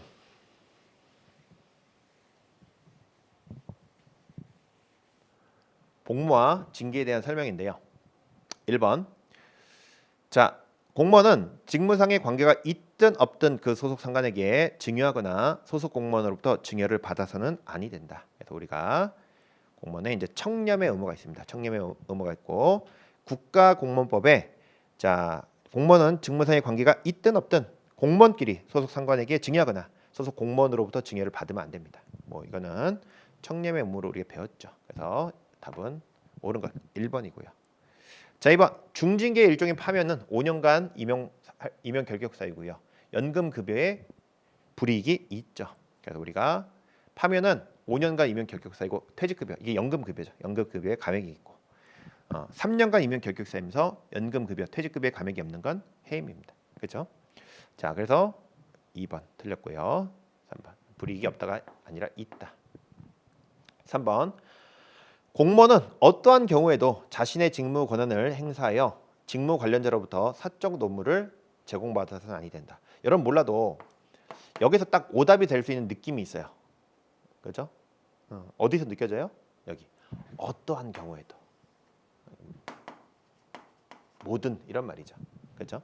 그래서 어떠한 경우에도 자신의 직무 권한을 행사하여 직무 관련자로부터 사적 노무를 제공받아서는 아니 된다 되어 있는데요. 자, 어떠한 경우 예외가 있다는 거죠. 예외가. 그렇죠? 그래서 3번에 이거는 자, 공직자 이해충돌 방지법에 직무 관련 외부 활동에 제한이 있어요. 공직자는 다음 각호 행위를 하면 안 됩니다. 그래서 직무 관련자에게 사적으로 노무 또는 조언 자문 등을 제공하고 대가를 받는 행위를 하면 안 돼요. 그렇죠? 그런데 다만 국가공무원법 등 다른 법령, 뭐 얘 말고도 하여튼 다른 법령 기준에 따라 허용된 경우는 그러하지 않다. 다른 원래 하면 안 되지만 다른 법률에서 허용하는 경우는 가능하다 이 말입니다. 그렇죠? 자, 그래서 자신의 직무 권한을 행사해서 직무 관련자로부터 사적 노무를 제공받아서는 아니 된다. 어떠한 경우에도 그건 아니죠. 그렇죠? 자, 몰라도 어떠한 경우에도 여러분 이제 앞으로 공부하실 때 옳은 것은 돼 있잖아요. 옳은 것은 이렇게 돼 있으면 하나만 맞고 나머지는 틀렸다는 거잖아요. 세 개가. 그러면 이 세 개를 오답으로 만들기 힘들어요. 실제로. 저도 이제 모의고사 출제학을 할 때는 지문 하나를 오답으로 만들 때조차도 오답10이 있으면 어떡하지 하고 고치는 거예요. 자꾸. 그렇기 때문에 이렇게 세 개나 틀렸으면 다 포인트로 바꾸는 겁니다. 딱 명확한 포인트를 잡아줘요. 그래서 연금급여의 불이익은 없다? 있다. 어떠한 경우에도 모든. 그렇죠? 감봉은 경징계에 해당하며 1개월, 3개월 이하의 기간 동안 직무에 종사하지 못하고 보수의 3분의 1을 삭감한다 되어 있는데요. 자, 이렇게 정직이 1개월, 3개월 직무 정지고 보수의 전액 삭감이고, 감봉은 일을 해요. 직무 정지 안 합니다. 그렇죠? 1개월, 3개월 보수 3분의 1만 삭감하고 일은 합니다. 그렇죠? 감봉. 자, 그래서 감봉도 여기 1개월, 3개월 기간 동안 직무에 종사하지 못하고 여기 틀렸죠. 여기 틀렸죠. 그래서 포인트 명확히 바꿀 수 있는 포인트가 있다. 그리고 답은 1번 여기 보시면 되겠고요. 14번. 자, 정부 간 관계와 지방자치권에 대한 설명입니다. 자, 라이트는 미국의 연방정부, 주정부, 지방정부 간 관계에 주목하면서 중앙과 지방 간의 관계를 세 가지 형태로 구분했죠. 그래서 포괄령, 분리형, 중첩형. 그렇죠? 포괄령은 연방과 주정부, 지방정부가 계층적 관계에 있다라는 거죠. 자, 분리형은 연방과 주정부가 분리돼 있고 동등한 관계다라고 보는 거고, 중첩형은 서로 독립적인 부분도 있지만 서로 중첩된 영역은 협력할 부분도 있다. 이게 중첩형이죠. 자, 이 세 가지 모형으로 분류했고요. 근데 이번 엘코크가 제시한 대립 모형은 지방 정부의 자율성이 제약되는 상황을 특징으로 한다 되어 있는데요. 자, 이 포괄령이 계층적 관계를 얘기하죠. 그래서 지방 정부가 중앙 정부에 전적으로 의존하고 통제받습니다. 자, 그런데 이렇게 라이트가 말한 포괄령과 같은 게 대리자 모형들인데, 이런 것들이 이제 엘코크나 로즈에서 말하죠. 그 대리자 모형은 자, 지방 정부의 자율성이 제약되는 상황을 특징으로 하고 있습니다. 알겠죠? 3번 우리나라 지방자치단체의 자치조직권은 지방자치법의 위임에 따라 제정된 대통령령의 제약을 받고 있습니다. 그래서 우리나라 자치조직권은 자, 기구와 총정원 등에 대해서 자, 일단은 어디에 대통령령인, 그렇죠? 지방자치단체 행정기구와 정원 기준 등에 관한 규정에 따라 행안부가 정한 기준 인건비 범위 내에서 기구와 총정원을 조례로 정하도록 돼 있어요. 그러니까 이 대통령령이 이제 근거 규정, 여기 이제 기준을 잡아주고 그다음에 자치단체별로 조례로 정하는 겁니다. 그렇죠? 그래서 뭐에 제약을 받아요? 대통령령이 일단은 기준을 잡아주는 거예요. 그렇죠? 그래서 우리나라 자치조직권은 지방자치법의 위임에 따라 제정된 대통령령의 제약을 받고 있습니다. 그렇죠? 큰 틀은 대통령령으로 제약을 하고, 다만 구체적인 내용들은 조례로 재량권 만드는 겁니다. 4번 우리나라 지방자치단체의 단체 위임 사무는 의결기관인 지방의회가 그 사무의 처리에 관여할 수가 없다가 아니라 관여할 수 있다죠. 그렇죠? 4번이 틀렸습니다. 그렇죠? 자, 우리가 자, 단체임 사무는 국가 등이 지방자치단체에 그 권한을 준 거예요. 그래서 자치사무와 단체임 사무까지를 지방자치단체의 사무다 하는 거고, 기관임 사무는 그냥 업무를 준 게 아니라 심부름시키는 거. 그래서 하나의 여전히 국가 사무입니다. 그러다 보니 단체임 사무는 지방자치단체의 사무고, 그래서 지방의회가 단체임 사무에 대해서 조례 제정도 가능하고 관여가 됩니다. 그렇죠? 자, 그래서 우리나라 지방자치단체의 단체임 사무는 의결기관인 지방의회가 그 사무 처리에 관여할 수가 있다. 그렇죠? 4번이 틀렸습니다. 자, 보시고요.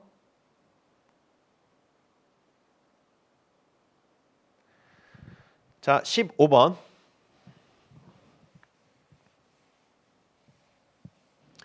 국가재정법에 규정되지 않은 재정제도입니다. 자, 이런 것들이 이제 문제 어렵지 않은데 고민이 되는 거죠. 국가재정법을 다 외울 수는 없으니까 우리가 총액계상, 총사업비 관리, 국가재정운영계획 다 배웠지만 이런 것들이 국가재정법 규정이 있나 이걸 고민할 수 있는데요. 사실 좀 이런 것들도 쉽지만 또 어떤 분에게 어려운 문제들이야. 그죠? 그런데 이제 우리가 공부할 때 재정준칙이라는 거는 재정 정책의 운영 목표를 법제화해서 법적 구성이 있는 규율을 만드는 거예요. 그래서 수지에 대한 규율, 지출에 대한 규율, 채무에 대한 규율, 수입에 대한 규율 등을 만드는 거죠. 이런 것들을. 자, 그런데 현재 유럽 등 미국 등은 만들어놨는데 실제 우리나라의 경우는 실제 이런 것들을 자 법안을 논의 중에 있는 거예요. 법안을. 그래서 아직 법을 만들지 않았고 2025년도부터 시행하려고 지금 준비 중에 있습니다. 그래서 법안을 논의 중에 있지 아직 도입한 게 아니에요. 그러다 보니까 국가재정법에는 아직 들어오지 않았죠. 그렇죠? 근데 국가재정법에 규정되지 않았다라는 것은 우리가 사실 모르죠. 그러니까 도입이 안 됐다는 거를 아는데 그걸 연결시킬 수 있느냐, 그런 게 좀 어려운 겁니다. 그렇죠? 재정준칙은 아직 도입이 안 됐다. 그런데 그러니까 국가재정법에 규정되지 않았겠지 이렇게 생각을 해야 하는데 그런 것들이 연결되는 게 좀 힘들 수 있다는 거예요. 그렇죠? 그래서 재정준칙 보시고요. 자, 실제 국가재정법 37조에 이제 대통령령으로 정하는 사업으로서 세부 내용을 미리 확정하기 곤란할 때는 총액으로 계산할 수 있도록 하고 있고요. 자, 완성이 2년 이상 소요되는 그죠? 제가 토오 건의 뭐 이런 거 했죠. 대규모 사업들은 기재부와 협의하는 총사업비 관리 제도도 들어와 있고요. 자, 그리고 5년 이상의 기간에 대한 국가재정 운영 계획을 세우도록 수립하도록 국가재정법에 들어와 있습니다. 그렇죠? 자, 그래서 이런 것들은 도입이 되어 있는데 재정준칙은 아직 우리나라에 도입된 제도가 아니다. 그렇죠? 그래서 1번 보시면 되는데 그러니까 배우긴 했는데 얘가 도입이 안 됐으니까 국가지정법 규정 안 됐겠지 이렇게 생각하는 걸 연결시키는 게 좀 힘들 수 있다는 거예요. 그렇죠? 자 보시고요.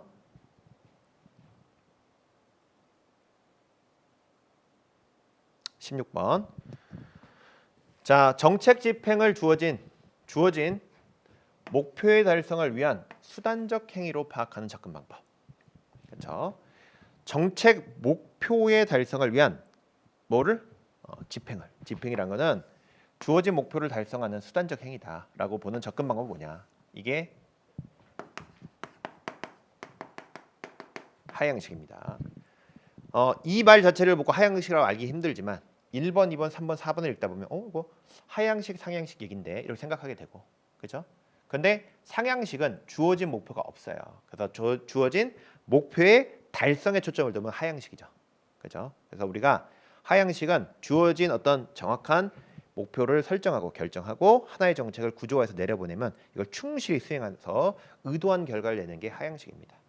하지만 상향식은 여러 정책이 동시에 추진되고 분명한 목표 가능성을 부인하고 목표 달성에 초점을 두지 않아요. 그렇죠? 어차피 바뀔 거니까. 자 그러다 보니까 이렇게 집행을 그렇죠? 목표 달성을 위한 수단적 행위로 보는 접근 방법은 하향식입니다. 자 그래서 하향식은 미래를 정확히 예측해서 적절한 처방을 내리고 그죠? 그러면서 자 이런 하향식이 가능하기 위해서는 목표와 수단 간의 긴밀한 인과관계를 확보하고 타당한 인과 이론에 근거해서 X하면 Y가 나온다는 철저한 인과 이론에 근거해서 정책이 결정돼야 하는 겁니다. 그렇죠? 자 그래서 타당한 인과 이론의 바탕을 둔 정책 결정의 내용은 이러한 접근법에서 제시하는 규범적 처방이 되는 거죠. 2번 효과적인 정책 집행을 위해서는 내용으로서의 명확한 법령과 구체적 정책 지침을 갖고 있어야 돼요. 그래서 법적으로 명확히 구조화시켜줘야 합니다. 그렇죠? 자, 이를 위해서는 법 규정이 명확해야 돼요. 법적 구조화가 필요한 겁니다. 자, 4번 정책에 반대하는 정책 행위자들의 입장이나 전략적 행동을 쉽게 파악할 수 없다는 단점이 있겠죠. 여기는 정책에 반대하는 행위자들이 있다. 전략적 행동 이런 건 파악하지 못해요. 위에서 그냥 정한 대로 가기 때문에. 그죠? 고위직만 중심이지 주도하죠. 밑에 하위직이나 시민들의 얘기가 반영이 안 되죠. 그래서 오히려 이 현장의 내용들을 이해할 수 있는 건 상향식입니다. 그렇죠? 하향식에는 이런 전략적 행동 이런 것들을 알 수가 없다. 그렇죠?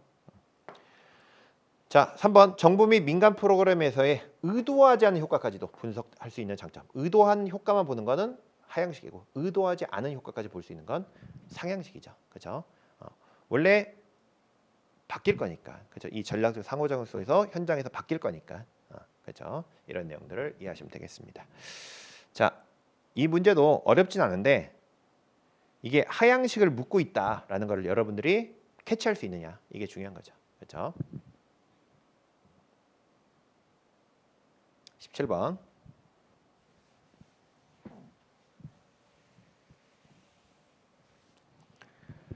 자, 우리나라 공무원 제도에 대한 설명으로 옳은 것만을 모두 고르면 되어 있습니다. 기억. 자, 중앙정부, 지방정부 그 하부기관에 근무하는 공무원은 직장 협의를 설립할 수 있는데 하나의 기관의 복수가 아니라 하나의 기관에 하나씩. 그렇죠? 협의회를 설립할 때는 기관 단위로 설립하되 하나의 기관에 하나씩 만든 복수 아니죠. 다만 이제 연합협의회 설립 가능하지만 일단은 기관별로는 하나씩 만드는 거 하나씩. 그렇죠? 그래서 국가기관, 자치단체, 하부기관에 근무하는 공무원은 직장협의를 설립할 수 있어요. 근데 하나의 기관에 하나씩. 그렇죠? 그래서 복수 아니죠. 여기도 포인트가 있죠. 복수. 자, 니은. 휴직은 공무원으로서 신분을 보유하게 하면서 직무 담임을 일시적으로 해제하는 거 잠깐 쉬겠습니다. 그래서 임용권자가 직권으로 너 휴직 명령도 가능합니다. 휴직 명령 이게 직권휴직입니다. 이제 대표적으로 노조 전임자 될 때는 강제 휴직이요. 정부가 휴직을 명하는 겁니다. 직권휴직. 내가 원해서 나 휴직하겠습니다. 이런 거 청원휴직이 있습니다. 직권휴직과 청원휴직이 있고요. 자, 맞는 말이고요. 디귿 공무원은 소총심사위원회를 통해 부당하다고 여겨지는 징계에 대한 구제를 신청할 수 있으며 소총심사위원회 결정은 처분청과 소총인 모두를 구속한다. 모두를 구속한다. 자, 행정심판이죠. 소총심사는 행정심판이고 구속력이 있어요. 그렇죠? 그래서 소총심사는 행정심판으로 구속력이 있습니다. 구속력이 있는데 그래서 위법 혹은 부당한 그렇죠? 인사상 불이익에 대해서 소송심사위원회 결정을 하면 기속력이 있어요. 구속력. 그래서 실제 행정부를 구속하는 겁니다. 그리고 인사혁신처장 등은 제2요구가 안 돼요. 받아들여야 돼요. 그런데 당사자, 그죠? 이 부당한 인사불이익을 받은 사람은 이 결정에 대해서 불복할 수 있죠. 그래서 행정소송이 가능합니다. 그래서 구속력은 처분청에 있는 거고 소청에는 구속하지 않아요. 소청에는 이 결과에 대해서 받아들이는 게 아니라 뭐 하는 거예요? 소송을 제기할 수 있는 거죠. 자, 그래서 모두 아니고 다만 이제 부당에 대해서는 약간 책들마다 좀 다르긴 한데 일단은 기출에 한번 위법도 되고 부당도 된다 이렇게 한번 나온 적이 있고 한 번은 위법만 된다 이렇게 나온 적이 있어요. 그래서 여기는 약간 세문데 다만 부당 된다는 건 당연할 수 있습니다. 어차피 행정심판이니까 우리 배웠죠. 위법 부당 다 되니까 뭐 여기는 틀렸다고 보기 힘들고 일단 모두 구속하는 게 아니라 처분청. 그렇죠? 여기도 이제 좀 논란의 소지는 좀 있습니다. 그렇죠? 제가 위법은 당연히 한데 부당이 되냐에 따라 지금 체계가 조금 다르다 이렇게 말씀드렸죠. 기출도 한 번씩 나왔어요. 위법만 된다, 위법 부당 다 된다. 둘 다 이렇게 나왔습니다. 그래서 여기는 약간 뭐 맞는 말이야 보면 되는데 소청인 모두 구속하는 건 아니죠. 자, 리얼 15 임용 기간 중에 있는 공무원이 근무 성적 등이 나쁘면 자질이 부족하다고 판단해서 면직시킬 수 있죠. 그렇죠? 그래서 15 기간은 아직 인턴 기간이에요. 인턴 기간. 그래서 성적 등이 불량하면 면직시킬 수 있습니다. 있어요. 자, 보시고요. 자, 18번. 국가 채무에 대한 설명입니다. 자, 이 문제도 다소 약간 좀 헷갈릴 수 있어요. 딱 명확하게 답이 안 보이니까. 근데 1번 국가재정법에 따른 국가채무는 국가의 회계가 발행한 채권을 포함하고요. 자, 여기도 모든 기금이 발행한 채권은 제외된다. 딱 이 표현이 오답 포인트죠. 그렇죠? 내가 익숙하지 못하면 여기 틀렸을 것 같은데 이런 생각. 제외된다도 잘 틀리고 모든도 잘 틀리니까 이게 포인트가 두 개가 있으니까 틀릴 가능성이 크다는 얘기야. 그래서 이런 포인트를 가지고 잘 만드니까 여러분들 그죠? 이런 것들도 잘 생각을 하시면 좋겠습니다. 자, 그래서 우리 국가 채무에 대해서는 자, 금전 이제 채무에 대해서 자, 국가의 회계 또는 기금이 발행한 채권이에요. 뭐? 기금 다 들어가는 겁니다. 그렇죠? 그래서 기본적으로 보시면 국가재정법에 따른 국가채무는 국가의 회계가 발행한 채권, 회계. 하지만 기금이 발행한 채권도 포함되죠. 그렇죠? 그래서 포함하며 제외된다. 이런 것들이 딱 오답 구조가 있죠. 그래서 1번 보시면 되겠고요. 자, 우리나라 중앙정부가 발행하는 국가의 채권에는 4번 보세요. 채권 발행 주체가 중앙정부면 국채고 지방자치단체면 지방채입니다. 그렇죠? 이때 국가가 발행한 채권에는 국고채가 있고요. 국민주택채권, 외화표시, 외국한 평형 기금에서 발행한 채권 등이 있습니다. 그래서 국가가 발행한 채권이 있어요. 그렇죠? 국가 발행한 채권에는 자, 뭐 국고채권, 국고채, 국민주택채권, 뭐 외화표시, 외국한 평형 기금 채권 등 뭐 많아요. 더 있어요. 자, 그래서 뭐 이런 것들. 국가채무는 크게 금융성 채무와 적자성 채무로 구분한다. 돼 있는데 여러분들 보시면 1번이 이렇게 이거는 내용을 알아야 하잖아요. 그죠? 국가채무에 대한 내용을 알아야 되고 이거는 일반론이잖아요. 일반론. 그러니까 우리가 오답을 만들 때는 이런 내용을 모르는 내용으로 잘 안 만들어요. 이런 대로 오답 바꾸는 게 아니라 수직, 수평, 모든, 제외 이런 식으로 어떤 포인트 있는 단어들. 그죠? 이건 포인트가 아니라 이건 지식이고 이건 지식이고. 그죠? 이건 일반론이잖아요. 그러니까 이런 것들이 오답이 잘 되는 겁니다. 그죠? 금융성 채무와 적자성 채무로 구분되는데 국가 채무는 자, 우리가 이제 금융성 채무는 뭐냐면 채무를 질 때 기본적으로 담보물이 있다 생각하시면 돼요. 담보물. 융자금, 외화 자산 등 대응 자산을 마련한 상태. 그러니까 담보가 있다 생각하시면 돼요. 담보. 그래서 채무 상환을 위한 별도의 재원이 필요 없고 혹시 갚을 때는 이런 데서 갚는 거예요. 이걸 바탕으로. 이게 금융성 채무고. 적자성 채무는 담보가 없어요. 대응 자산이 없어서 채무 상환할 때 갚으려면 그죠? 조세 등으로 재원을 따로 마련을 해야 합니다. 그죠? 정부 입장에서는 이걸 팔아 가지고 빚을 갚으면 이거 따로 그러니까 재원 조성이 필요 없죠. 이걸 팔면 되는 거죠. 근데 여기는 팔 게 없어요. 그래서 세금 등을 더 걷어야 합니다. 국민 부담이 큰 채무가 이제 적자성 채무예요. 그죠? 이거는 뭔가를 더 빚을 지는 게 적자성 채무, 금융성 채무. 그래서 채무는 이렇게 금융성 채무, 적자성 채무 구분됩니다. 그래서 뭐 2, 3, 4 있는데 1번. 근데 우리가 이걸 많이 보긴 보는데 회계 또는 기금이 발행한 채권 이거 많이 보긴 보는데 자세히 회계, 기금 이렇게 명확하게 생각을 안 하고 그냥 채권이다 이렇게 보니까 이게 이제 헷갈릴 수 있는 겁니다. 그렇죠? 그러나 모든 제외. 제가 이번에 시험 말씀드린 건 뭐냐면 시험이 어렵죠. 내용이 어려울수록 포인트가 있다. 그래서 잘 모르겠는데 이게 틀렸을 것 같은데 하고 체크하지만 맞을 경우가 많다는 거예요. 근데 이걸 지식으로만 그냥 쭉 풀려고 하면 답이 모르겠는 거죠. 그러면 이제 나중에 엉뚱한 거 선택하는 겁니다. 그래서 우리는 이런 포인트도 좀 알면 좋아요. 기본적으로 문제를 풀 때 모든 제외한다 이런 게 오답될 가능성이 큰데 기금 발행한 채권 모두 제외된다 아닐 텐데 기금의 채권도 포함되는 게 있지 않을까 이런 생각하시죠. 모든 제외된다 그거는 예외가 없다는 얘기잖아요. 그죠? 그런 것들을 좀 아시면 좋겠어요. 이번에 출제하신 이 출제자분들이 이런 포인트를 가지고 오답을 잘 만들었어요. 자, 이런 것들 보시고 19번. 자, 백지 신탁 제도입니다. 자, 주식 백지 신탁의 스탁 기간은 우리가 실제 이제 공직자윤리법에 그렇죠? 주식 백지 신탁 제도가 있고요. 그죠? 그래서 실제 여러 가지 항의들을 뭐 주식 백지 신탁 심사위원회 있고 등록 기간의 장도 있는데 이들은 이제 여러 가지를 공직자윤리위에 통보하고 그죠? 뭐 여러 가지 뭐 조치도 취할 수 있습니다. 어디에? 이런 사항들을 공직자윤리위원회에 통보하고 있어요. 여러 가지 사항을. 자, 그래서 1번처럼 주식 백지 신탁의 스탁 기관들이 이제 금융기관들이야. 이런 금융기관들이 신탁재산을 관리, 운영, 처분한 내용을 관할 공직자윤리위원회에 보고하고 있습니다. 근데 이것도 우리가 모를 수 있어요. 그래서 이제 얘가 이제 틀릴 가능성이 좀 있어요. 다른 데 적용하면 어떠냐 이렇게 한번 보시고. 자, 그런데 2번 우리나라의 공직자의 이해충돌방지법에는 백지신탁 제도가 규정되어 있지 않고 그렇죠? 이해충돌방지법이 아니라 주식백지신탁은 어디에? 공직자 윤리법에 있죠. 이선재 주택 그렇죠? 주식백지신탁. 3번 공개 대상자 및 이해관계인이 보유하고 있는 주식의 직무 관련성을 심사하기 위해서 인사혁신처에 주식백지 신탁심사위원을 두죠.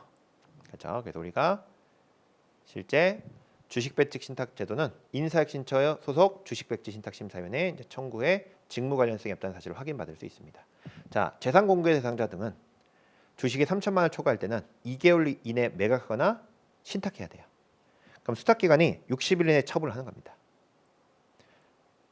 그런데 내가 만일에 이 매각이나 백지 신탁이 하기 싫다. 그럴 때는 인사혁신처 소속 주식백지신탁심사위원회에 청구해서 내 직무 관련성이 없는 주식이다. 나는 보건복지부에 근무하고 있는데 농심 주식 갖고 있다. 그건 직무 관련성이 없죠. 그러면 신탁이나 매각하지 않습니다. 이걸 확인을 받아야 돼요. 그렇죠? 자, 그런데 이렇게 주식을 신탁하면 수탁 기간 60일 내에 처분을 하는데 그래서 여기에 관련해서 뭔가 승인을 받고 보고하는 기관이 공직자윤리위원회예요. 그렇죠? 그런데 이 신탁되면 어디에 어떻게 운영하는지 공직자 본인에게 통보하지 않고요. 재산에서 손실이 나도 수탁기관은 책임지지 않습니다. 그러니까 공직자 본인과 무관하게 백지 신탁이기 때문에 영향을 안 받아요. 그렇죠? 우리가 그래서 보시면 백지 신탁은 이해 충돌이 존재하는 주식을 신탁회사에 해당 공직자의 의견을 반영해가 아니죠. 그렇죠? 이해 충돌이 없는 주식으로 변경하는 것 제도입니다. 그러니까 내가 갖고 있는 주식을 팔 수도 있지만 관련 없는 주식으로 바꿔주는 거예요. 이게 주식 백지 신탁이에요. 그런데 공직자의 의견을 반영하면 안 되겠죠. 그렇죠? 의견을 반영하면 안 된다. 그래서 답은 4번입니다. 자, 공직자윤리위원회에 보고한다. 이건 약간 세모. 왜? 공직자윤리위원회에 뭔가 통보하고 알리는 게 많아요, 꽤. 그죠? 그러니까 이거 가능성이 있는데 다만 공직자 의견을 반영한다는 게 틀렸죠. 그렇죠? 그래서 이게 백지 신탁제도. 여러분 의미만 잘 아셔도 백지 신탁인데 백지로 신탁하는 건데 의견을 반영한다면 백지 신탁이 아니죠. 답은 4번.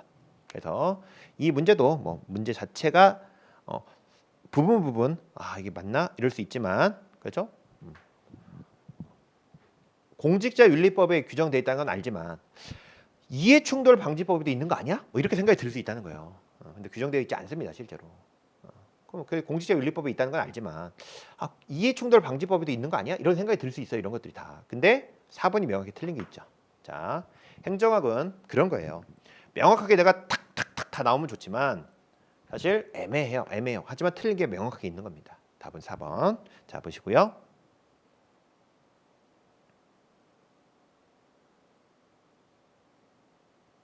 20번.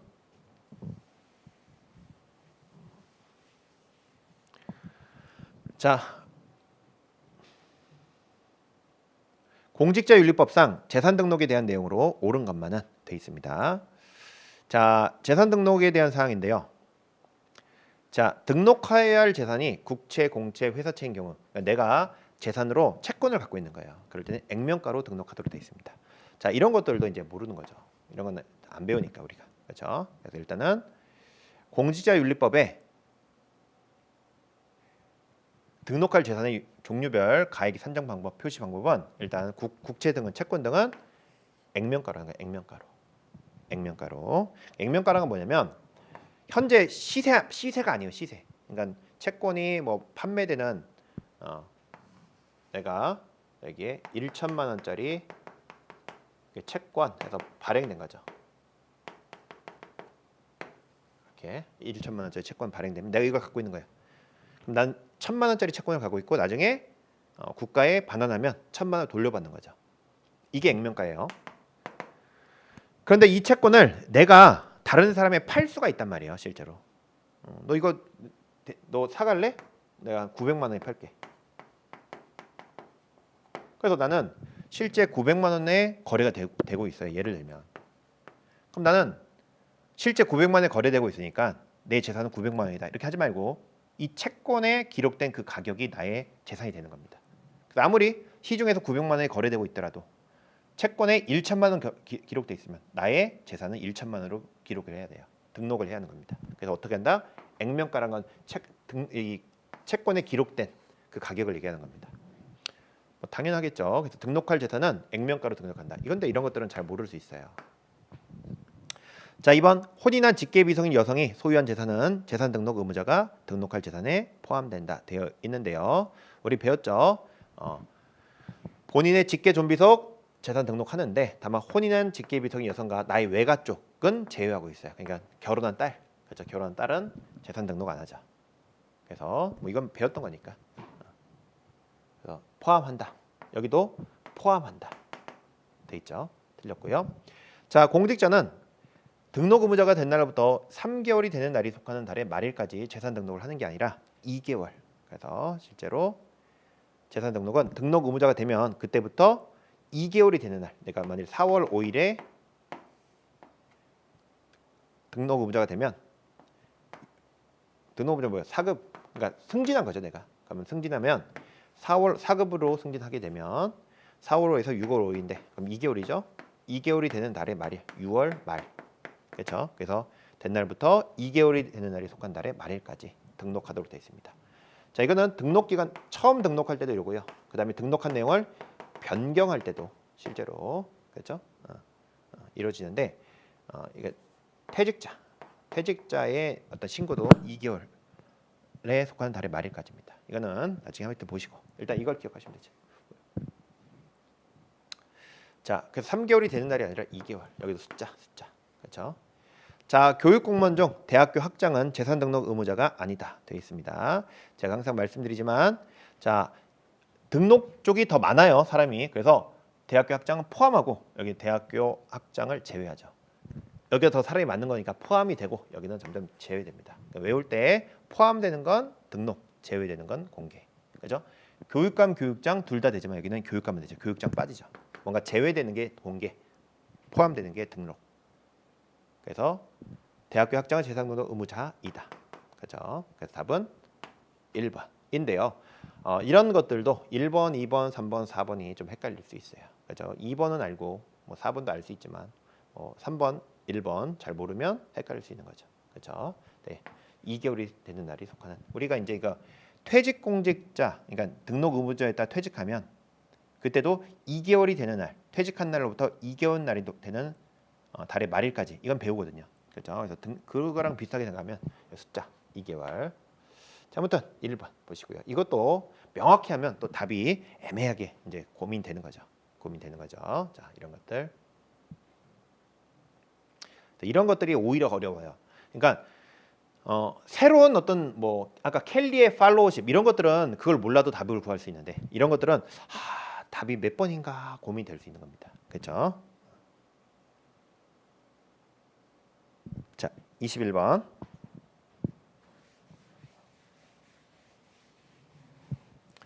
자, 지방자치법상 지방의회에 대한 설명으로 옳지 않은 것은 돼 있는데요. 자, 지방의회 의원들의 의정 활동을 지원하기 위해서 정책 지원 전문 인력을 둘 수 있죠. 그래서 우리나라 의원들의 정책 지원 전문 인력이 있죠. 의원 정수의 2분의 1 범위 내에서 전문 인력을 둡니다. 자, 2번. 지방의회 의장이 지방의회 사무직원을 지휘 감독하죠. 그렇죠? 그래서 이번에 지방의회 의장은 지방의회 사무직원을 지휘 감독하고 임명권 등을 갖고 있죠. 그렇죠? 이거 이해되시죠? 자, 3번. 지방의회는 매년 사회 정례를 하는 게 아니라 기본적으로 정례는 2번 하는 거예요. 2번. 그래서 2회 정례를 실시하고 다만 그중에 한 번 감사를 합니다. 그렇죠? 그래서 2회 정례를 한다. 매년 1회 아니고 2회. 근데 4회라고 해서 틀렸죠. 이것도 숫자. 지방의 의원은 각급 선관위위원을 겸직할 수가 없습니다. 항상 여러분 선관위위원은요. 공정성이 필요해요. 공정성. 그렇죠? 이런 거에는 정치적 성향이 있는 사람 들어가면 안 됩니다. 지방의 의원은 당연히 선관위원을 겸직할 수가 없겠죠. 이건 몰라도 이런 공정성이 필요한 영역은 정치는 못 들어간다라는 걸 아시면 좋겠습니다. 자, 보시고요. 답은 뭐 3번 구할 수 있습니다. 그래서 실제로 지방의 의원은 다음에 직을 겸할 수 없다. 국회의원 안 되고 지방의 의원은 당연히 헌법재판소 재판관, 각급 선관위위원 등 그렇죠. 이렇게 공정성 판단, 공정성이 필요한 영역은 겸할 수가 없습니다. 자, 22번. 자, 재정 투명성에 대한 설명인데요.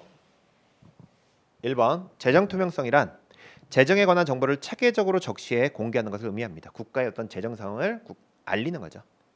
2007년 IMF 재정 투명성 규약에는 예산 과정의 공개, 재정의 완전성 보장, 정부 역할과 책임에 대한 명확성 등이 규정되어 있습니다. 그런가 보다 보면 돼요.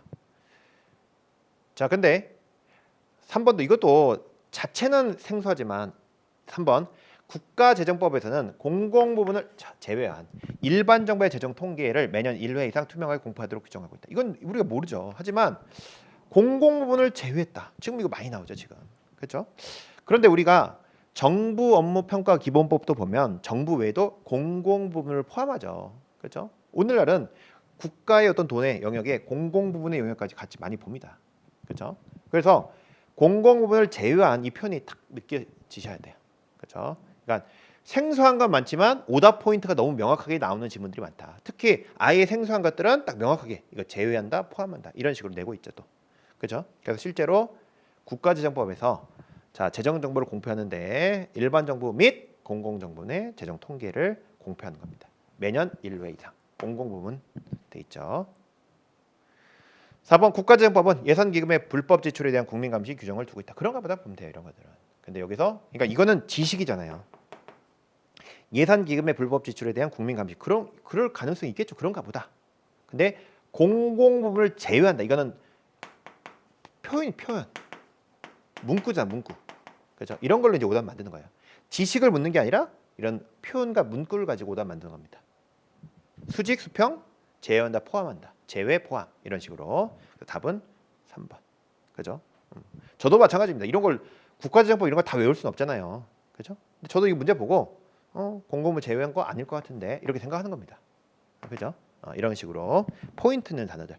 이번에 국가직 7급의 해설 강의를 들으신 분들은 중요한 게 지식적인 것도 중요하지만 이번에 오답 포인트들을 보면서 이렇게 오답을 만드는구나. 내가 모를 때 생소한 내용이 나온다. 7급은 분명히 생소한 내용들이 나와요, 특히. 그리고 국가직은 더 25문제이기 때문에 또 생소한 문제 낼 여력이 더 커요. 그래서 뭔가 새로운 내용이 나올 때는 어떤 지식으로 푸는 게 아니라 이 문구와 포인트를 찾는 거다. 그렇죠? 지식을 알면 풀면 되죠. 근데 모를 때는 이런 문구와 표현 이런 거를 좀 아시면 좋겠습니다. 자, 23번. 정부 신뢰 및 시민 참여. 이것도 이제 보세요.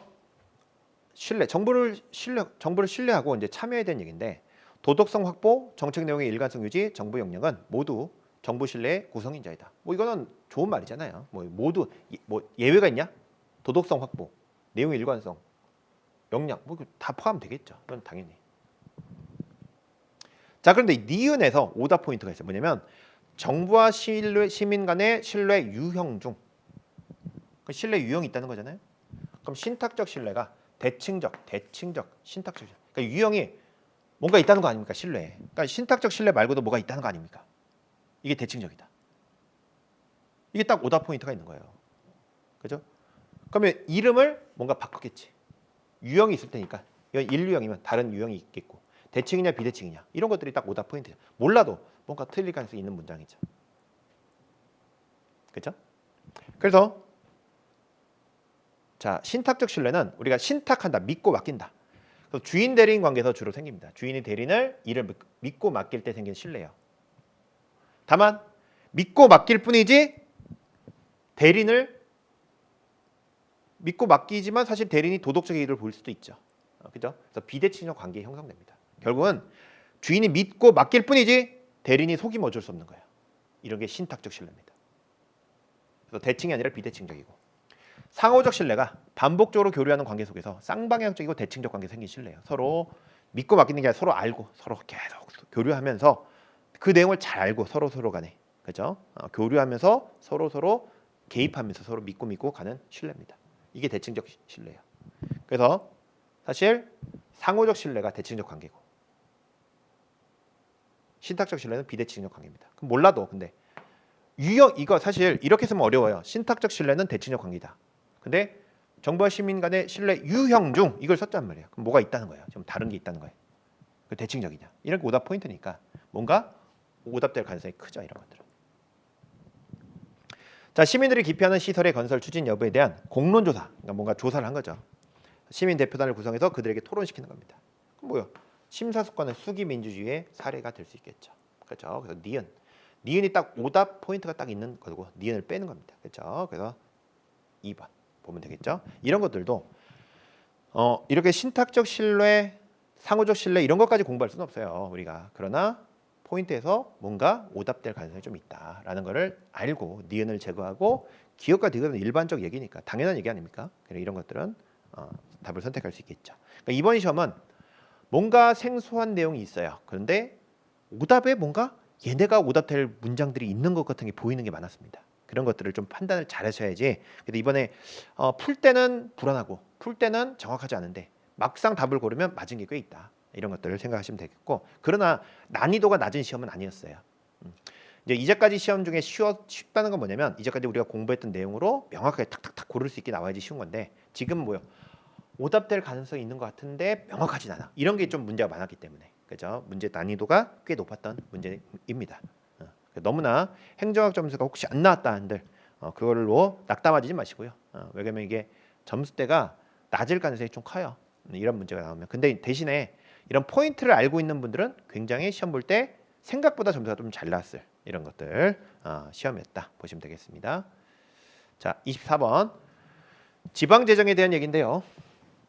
자, 부동산 교부세는 일반 재원이다. 그래서 우리가 지방 교부세 중에서 부동산 교부세는 일반 재원이고, 그렇죠? 보통 교부세 일반 재원, 특정 재원 이렇게 돼 있죠. 그래서 1번 일반 재원. 자, 내국세와 교육세 일부는 지방교육 재정 교부금의 재원이 됩니다. 그러니까 이제 우리가 교육 자치를 한단 말이에요. 교육감을 통해서 교육 자치를 하게 되는데 이때 지방 교육에 대해서 교육 자치할 때 돈이 부족하단 말이에요. 그러니까 지방에 재정 교부금으로 돈을 내려보냅니다. 그래서 국가의 세금 중에서 일부 내려보내고요. 자, 교육세에서도 일부 내려보내요. 교육세도 국세인데 내국세는 이제 그 목적세가 아니에요. 근데 교육세는 목적세입니다. 그래서 일반 세금과 목적이 있지만 교육세니까 다 국세입니다. 국세 일부로 지방 교육을 위해서 교부금을 내려주세요. 그러니까 우리가 지방 교부세처럼, 그렇죠? 지방 교부세처럼 교육을 위해서 내려보내는 지방 재정 교부금이 있어요. 국세하고 교육세 중에서. 교육세도 목적세로 국세입니다. 그래서 국가 세금 중에서 교육 재정을 위해서 내려보내는 돈이 있어요. 자, 이런 것도 뭐 알면 좋은데 세모 치시고. 지역균형 발전 특별회계가 노무현 정부의 국가균형발전 특별회계 신설에서 비롯되었다. 그래서 실제 보시면 3번 최근에 윤석열 정부에서 지방시대위원회라는 게 새로 생겼다고 말씀드렸죠. 그래서 노무현 정부 때 이렇게 쭉 해서 왔던 게 최근에 지방시대위원회가 됐고, 이 윤석열 정부에서 법 이름이 바뀌었어요. 지역균형발전에 관한 특별법. 그렇죠? 기존엔 지방행정체제의 개편인데 이제 지역균형발전이라는 게 들어왔죠. 자, 이를 위해서 돈이 필요하다는 거예요. 지역균형발전을 발전을 위하니까. 그러기 위해서 자, 지역균형발전 특별회계가 설치된 겁니다. 실제 지방시대 종합계획 및 각종 사업을 추진하기 위해서 발전 특별회계를 설치한 겁니다.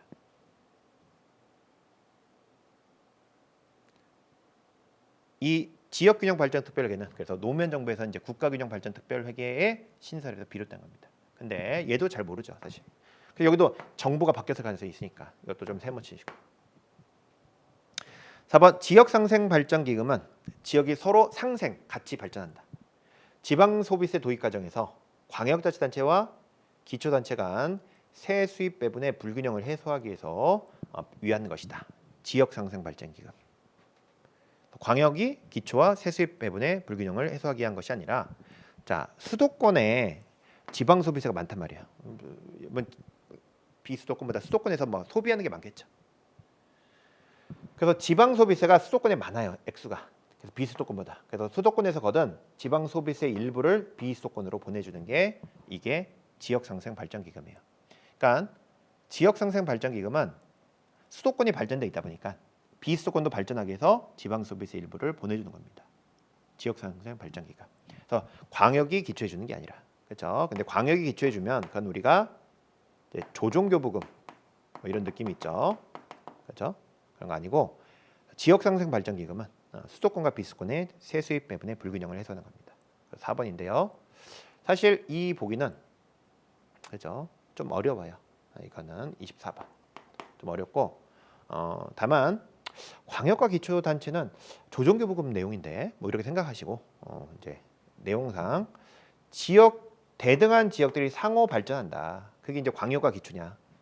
좀 아니지 않나? 이런 생각도 하면 좋은데 이건 좀 지식이 필요하죠.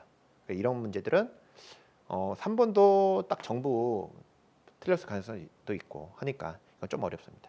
그렇죠? 그래서 일단 4번 이건 지식적으로 좀 풀어야 합니다. 지식적으로. 그래서 24번은 좀 어렵다. 그러니까 어려운 내용이 있어도 포인트가 있으면 쉬운 건데 여기는 포인트 자체가 없기 때문에 좀 어렵다는 겁니다. 자, 보시고요.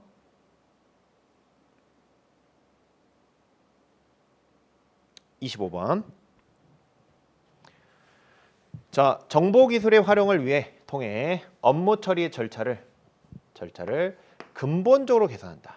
그 활용을 통해 업무 처리의 절차를 근본적 개선. 이걸 우리가 말하면 BPR이라고, 업무 재설계. 자, 다른 건 뭐 어렵죠. 그렇지만 BPR은 배웠죠. 리엔지니어링, RE, BPR. 프로세스 절차를 변화시킨 때 그걸 어떻게 극적, 근본적, 기본적으로 프로세스를 재설계하는 거. 이걸 우리가 BPR, 리엔지니어링 하는 겁니다. 그래서 비즈니스 프로세스 리엔지니어링, BPR이고 업무 재설계. 이게 뭐예요? 업무 처리 과정, 절차, 프로세스를 근본적으로 개선하는 거죠. 그렇죠? 자, 이런 것들은 뭐 풀 수 있으면 좋겠습니다. 이 정도는. 자, 그래서 꽤 문제가 생소한 내용도 많았고, 그렇죠? 또 알던 내용이 조금 깊이 있게 나온 내용도 있습니다. 여기도 마찬가지. 이런 것들을 알면 좋은데 이게 BPR이 안 보일 수가 있어요. 영어로는. 업무 재설계로 나오니까 리엔지니어링, 뭐 BPR 나오면 딱 아는데 또 이렇게 나오면 또 어려울 수 있죠. 그렇죠? 이런 것들이 이제 좀 판단하기 힘들다는 거예요. 그래서 7급 문제가 이번 시험이 좀 지식도 필요하지만 약간의 우리가 스킬, 그죠? 포인트를 찾는 눈, 이런 것들도 좀 필요했고, 좀 어려웠던 문제들은 내가 알던 지식을 이렇게 BPR은 아는데 리엔지는 아는데 이거를 한국말만 보고 업무 재설계 모르겠네, 이렇게 이제 볼 수 있다는 겁니다. 그렇죠? 근데 여기는 좀 쉬운 거야. 업무를 근본적으로 개선한다. 업무 재설계. 뭐 이렇게 보면 되겠죠. 그렇죠? 자, 그래서 시험 난이도는 쉽진 않았습니다. 쉽진 않았고 좀 어느 정도 이제 상은 중상 정도. 그러니까 이제 난이도는 굉장히 체감 난이도는 굉장히 높아요. 이 시험은 체감 난이도 높은데 대신에 오답을 고를 때 이거 아닌가 이렇게 찍었을 때 오답 정답을 맞췄을 가능성이 좀 있는 그래서 생각보단 점수가 좀 더 나왔을 가능성이 있습니다. 그러나 시험 자체에 딱 그냥 지식적으로만 풀려고 하면 굉장히 어려운 문제, 난이도가 있는 문제였습니다. 자, 여기까지 보시면 되겠고요. 시험 뭐 잘 보셔서 분명히 좋은 결과 있으실 거라 믿고요. 다만 앞으로도 지방직도 있으니까 혹시 시험에 좀 이렇게 결과가 만족스럽지 못했다 하신 분들도 오늘 강의를 통해서 뭔가 포인트를 정확히 아시고 이걸 토대로 문제 푸는 요령도 좀 키워 나가시면 좋겠습니다. 자, 오늘 여기까지 하고요. 또 여러분 항상 응원하고 좋은 결과 있으시길 바라겠습니다. 감사합니다.